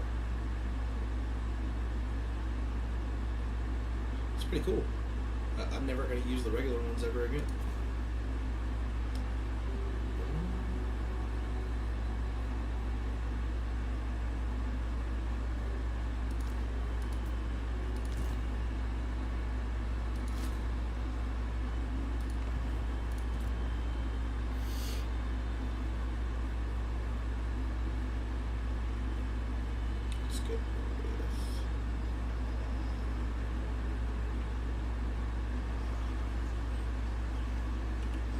I think I'm gonna go with the cloud.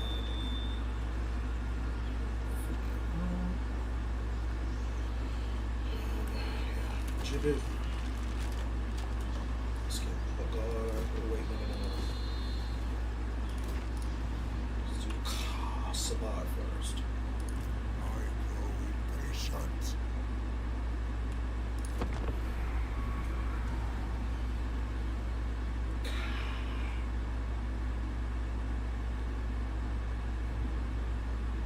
Yeah, you better move, motherfucker.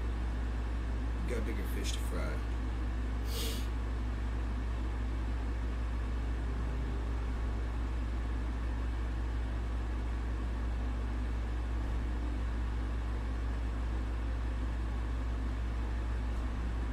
I feel like that's what vampires do anyways. Like they bide their time and they build up their strength. And then like maybe they have the ability to like spread corruption to like other places. That way when they go over there, they're not all getting burnt, fucked up by the sun.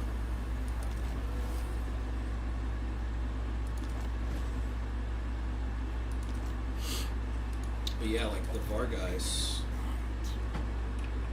part of their lore, if I remember correctly, is they're like regular vampires, but somehow they're like put in a coffin by another vampire, like a higher vampire, and chained up in the coffin, and then they like put this coffin in a cave and hang it upside down. I don't know if the hanging upside down part is, but that's how it looked in my mind. And then like over time, the vampire would go insane inside the coffin after like hundreds of years, and would come out of Vargeist. At that point, I don't know how you would control it. I guess through magic, but whatever. I'll take Sigmar's throne.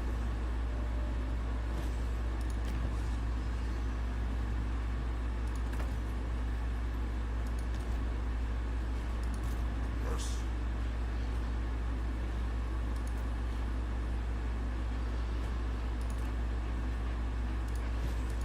What? Darkness comes. That's true. Oh, Garrison. Sure. Hey, Milker.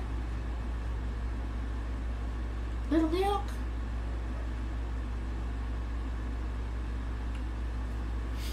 I got a bunch of animals, man. I'm hopeless.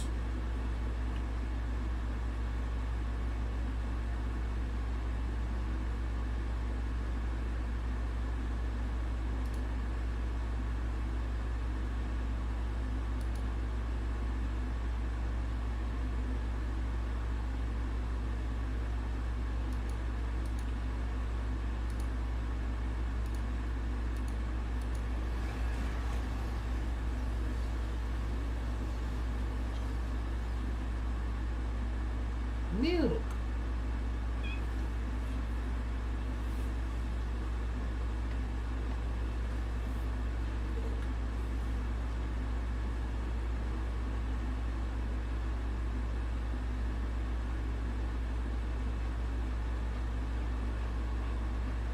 Little kitty kisses. It is night. Okay. Say hello to the world, Milker.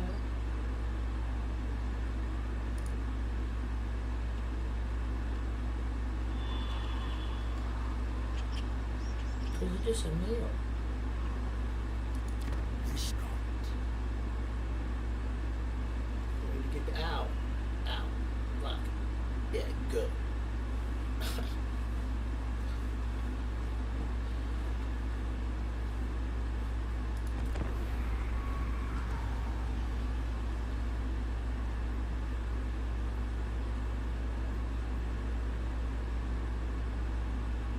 Speak thy words, and pray to thy pitiful Really, bro? gods that they ring true. Really, bro? That's how you want to go with this?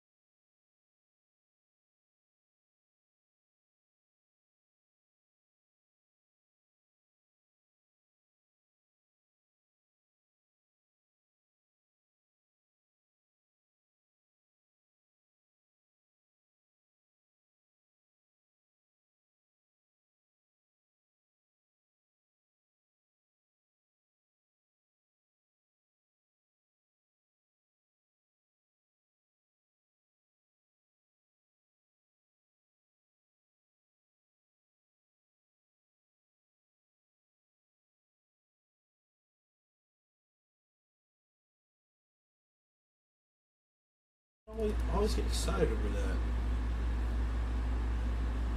Hmm?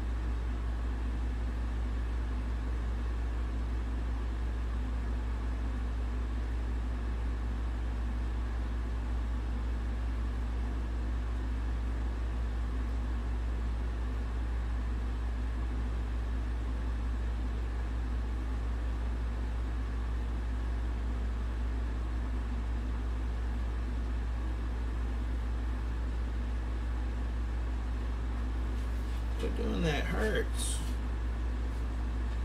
Boy.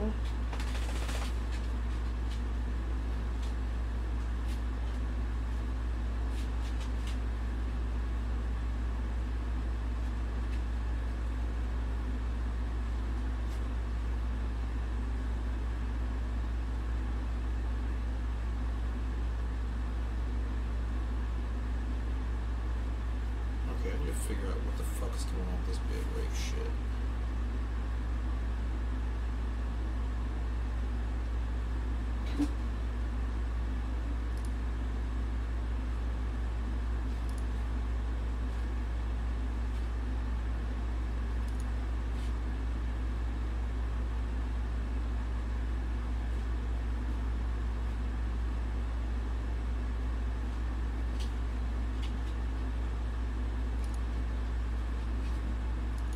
Oh god. Yeah, let's get that bit rate up, baby.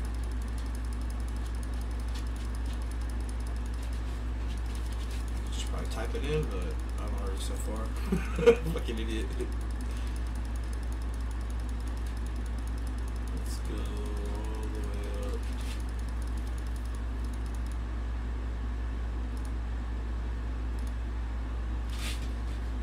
See if that helps.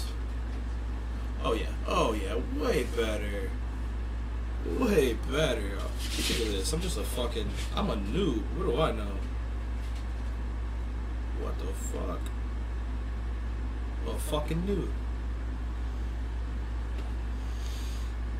Oh yeah. I can't do that. Every time I stretch, my dogs get excited.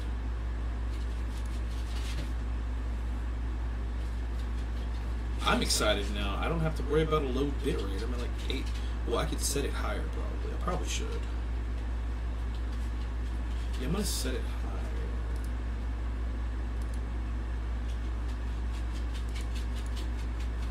Let's get this bit rate up, baby. Let's go with let's go with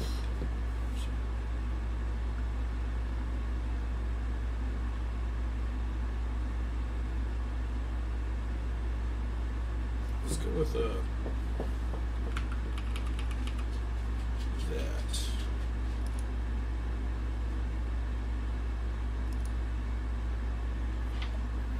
Oh yeah, way better.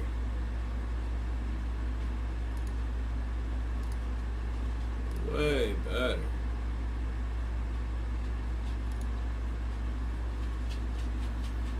That bit rate is rolling, baby. Okay. Now that my stream is bearable.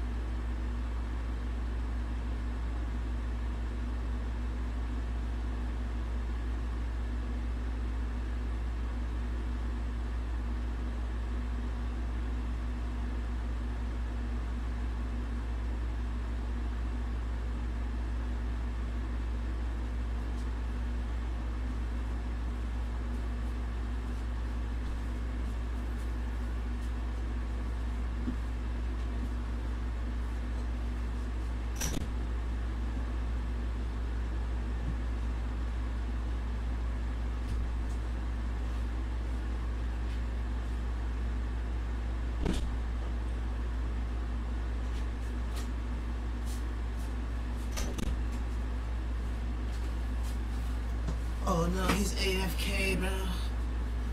He's AFK, bro. I'm back. No longer AFK.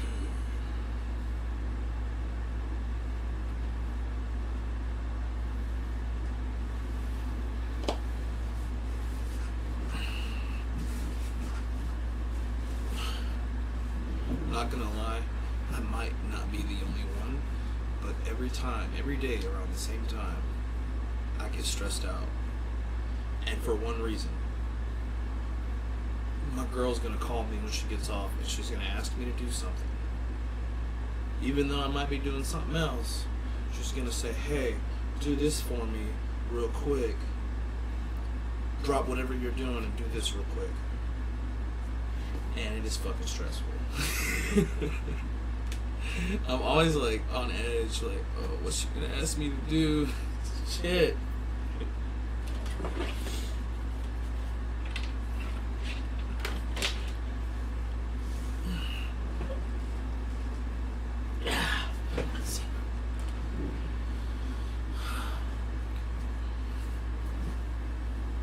This headset's not very flattering.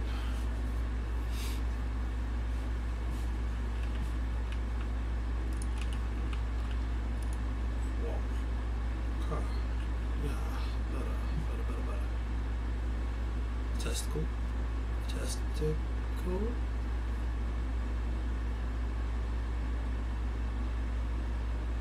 I don't know if I'm still being able to. Hold on.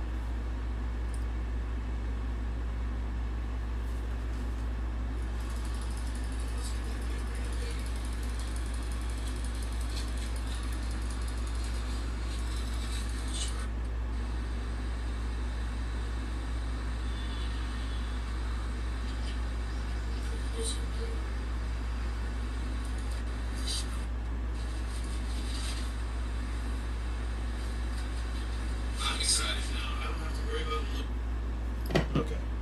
I don't know what's going on with my audio.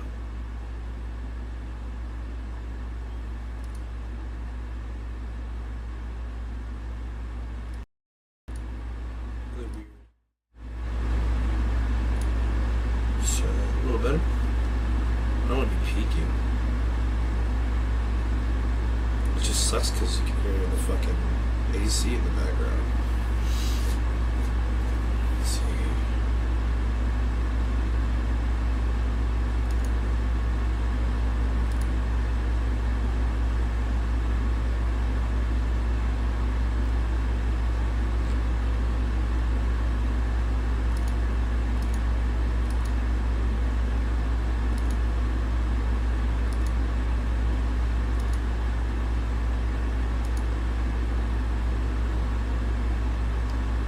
Okay, it's gone now.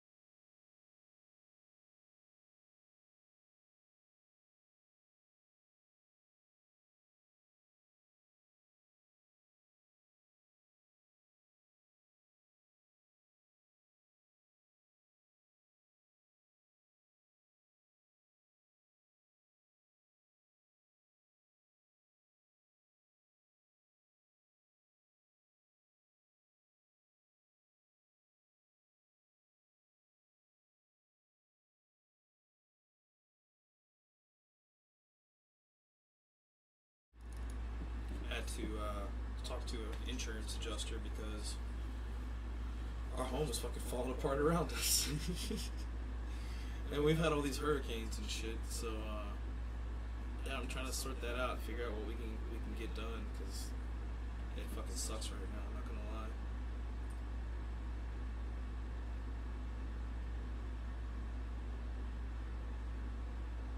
I'm glad my audio probably sounds better and that my bit rate's better.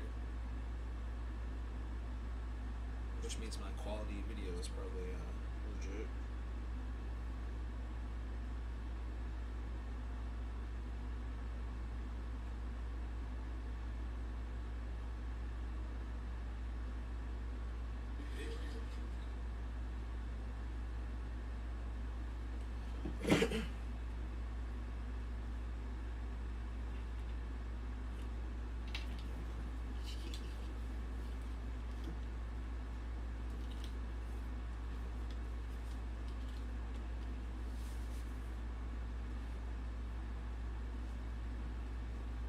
Okay, how long have I been streaming?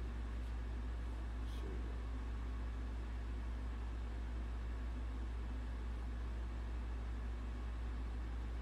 Almost 3 hours.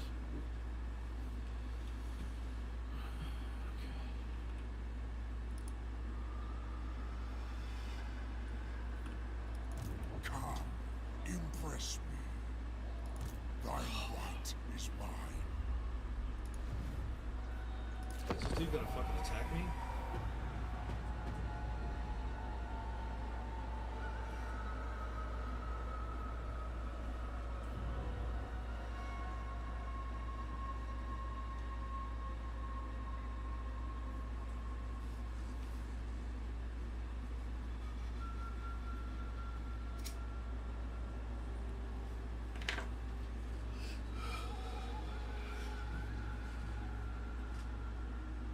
He's a fucking idiot.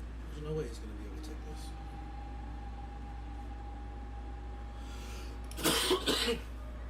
Ideally, the vampire accounts don't really have good defensive units.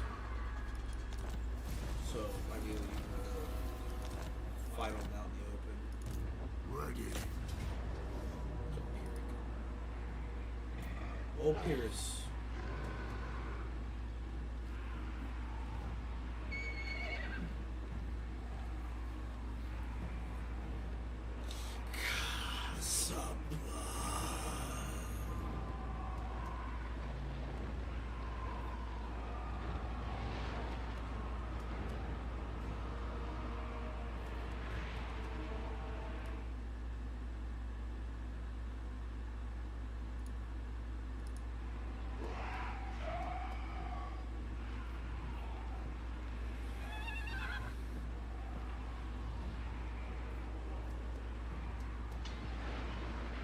Should I bother?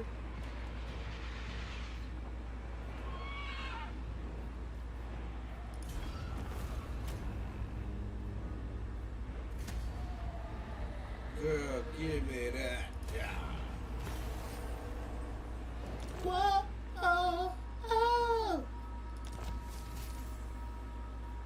Girl, give me that. Girl, give me that. Yes.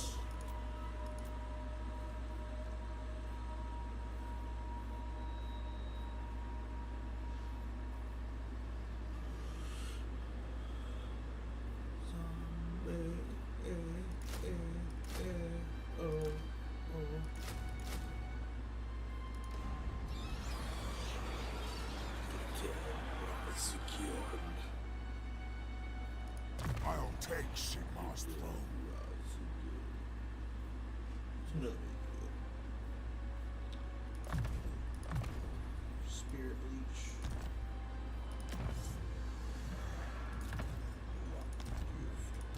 I hunt.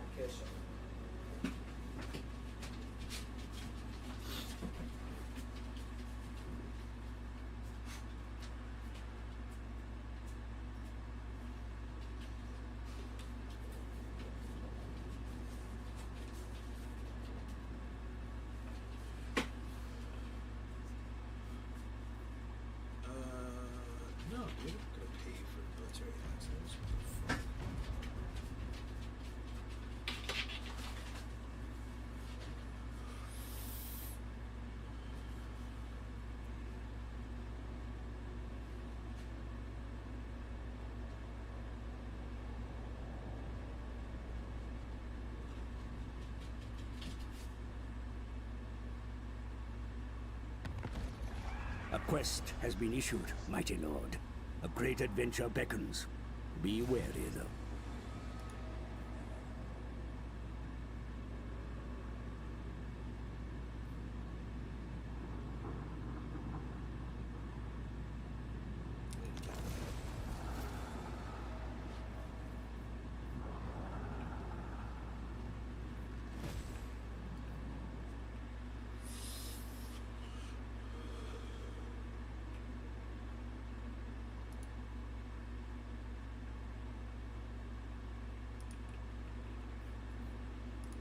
I grow impatient.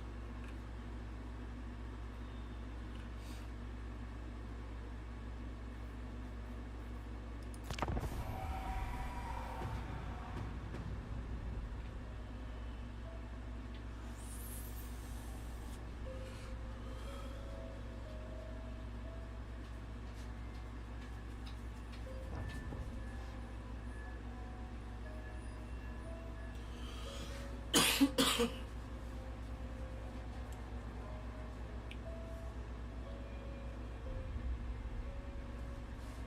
are you doing?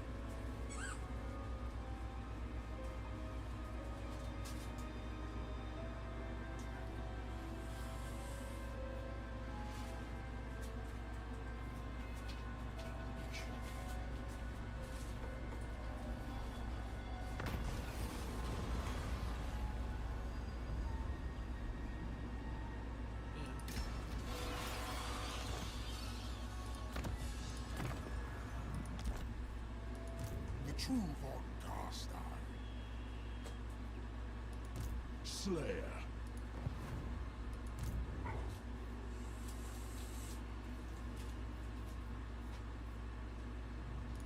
Come, impress me.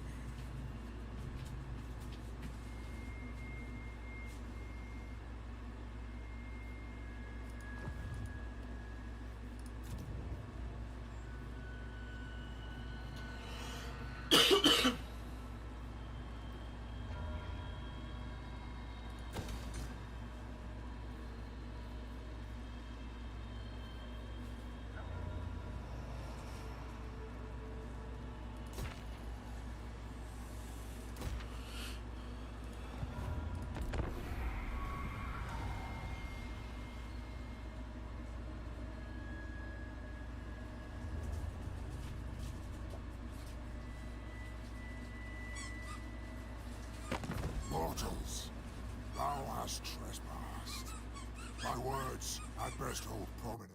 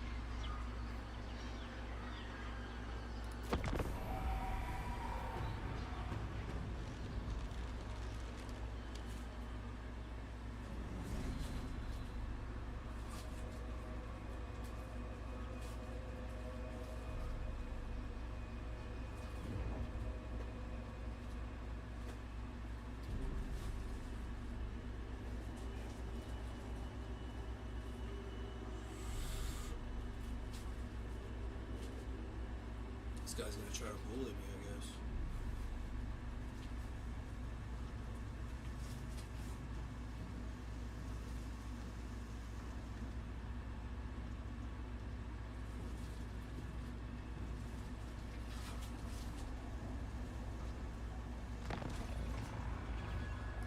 We shall rise. I do not serve. Thine right is mine. I grow impatient.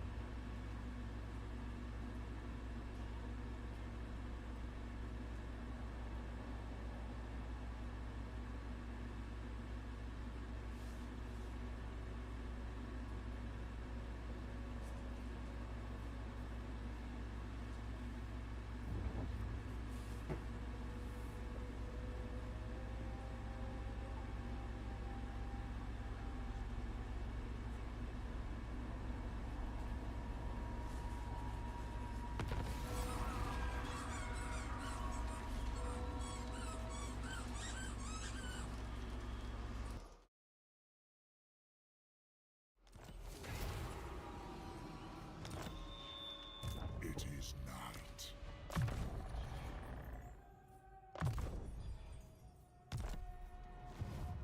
This night, I'll take Sigmar's throne.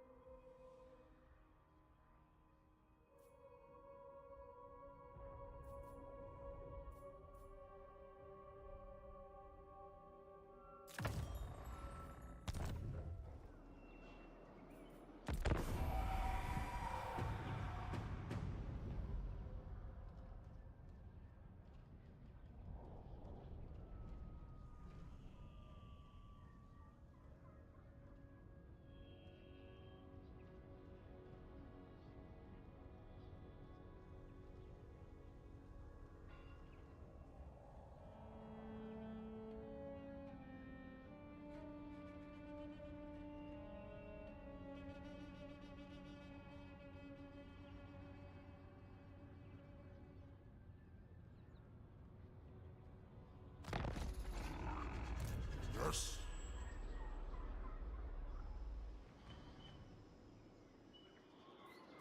Now.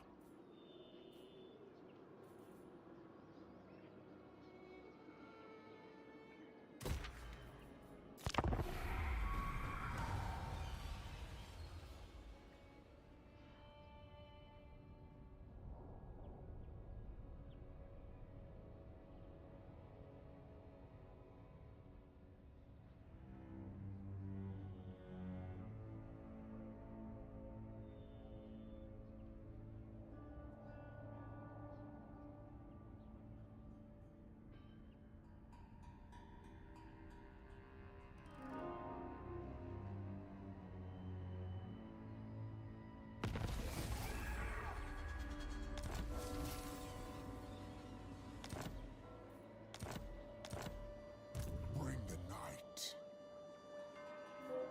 The true Von Carstein.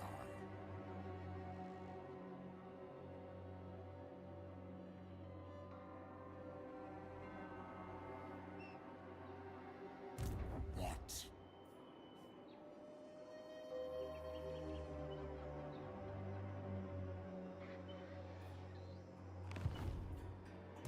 Come, impress me.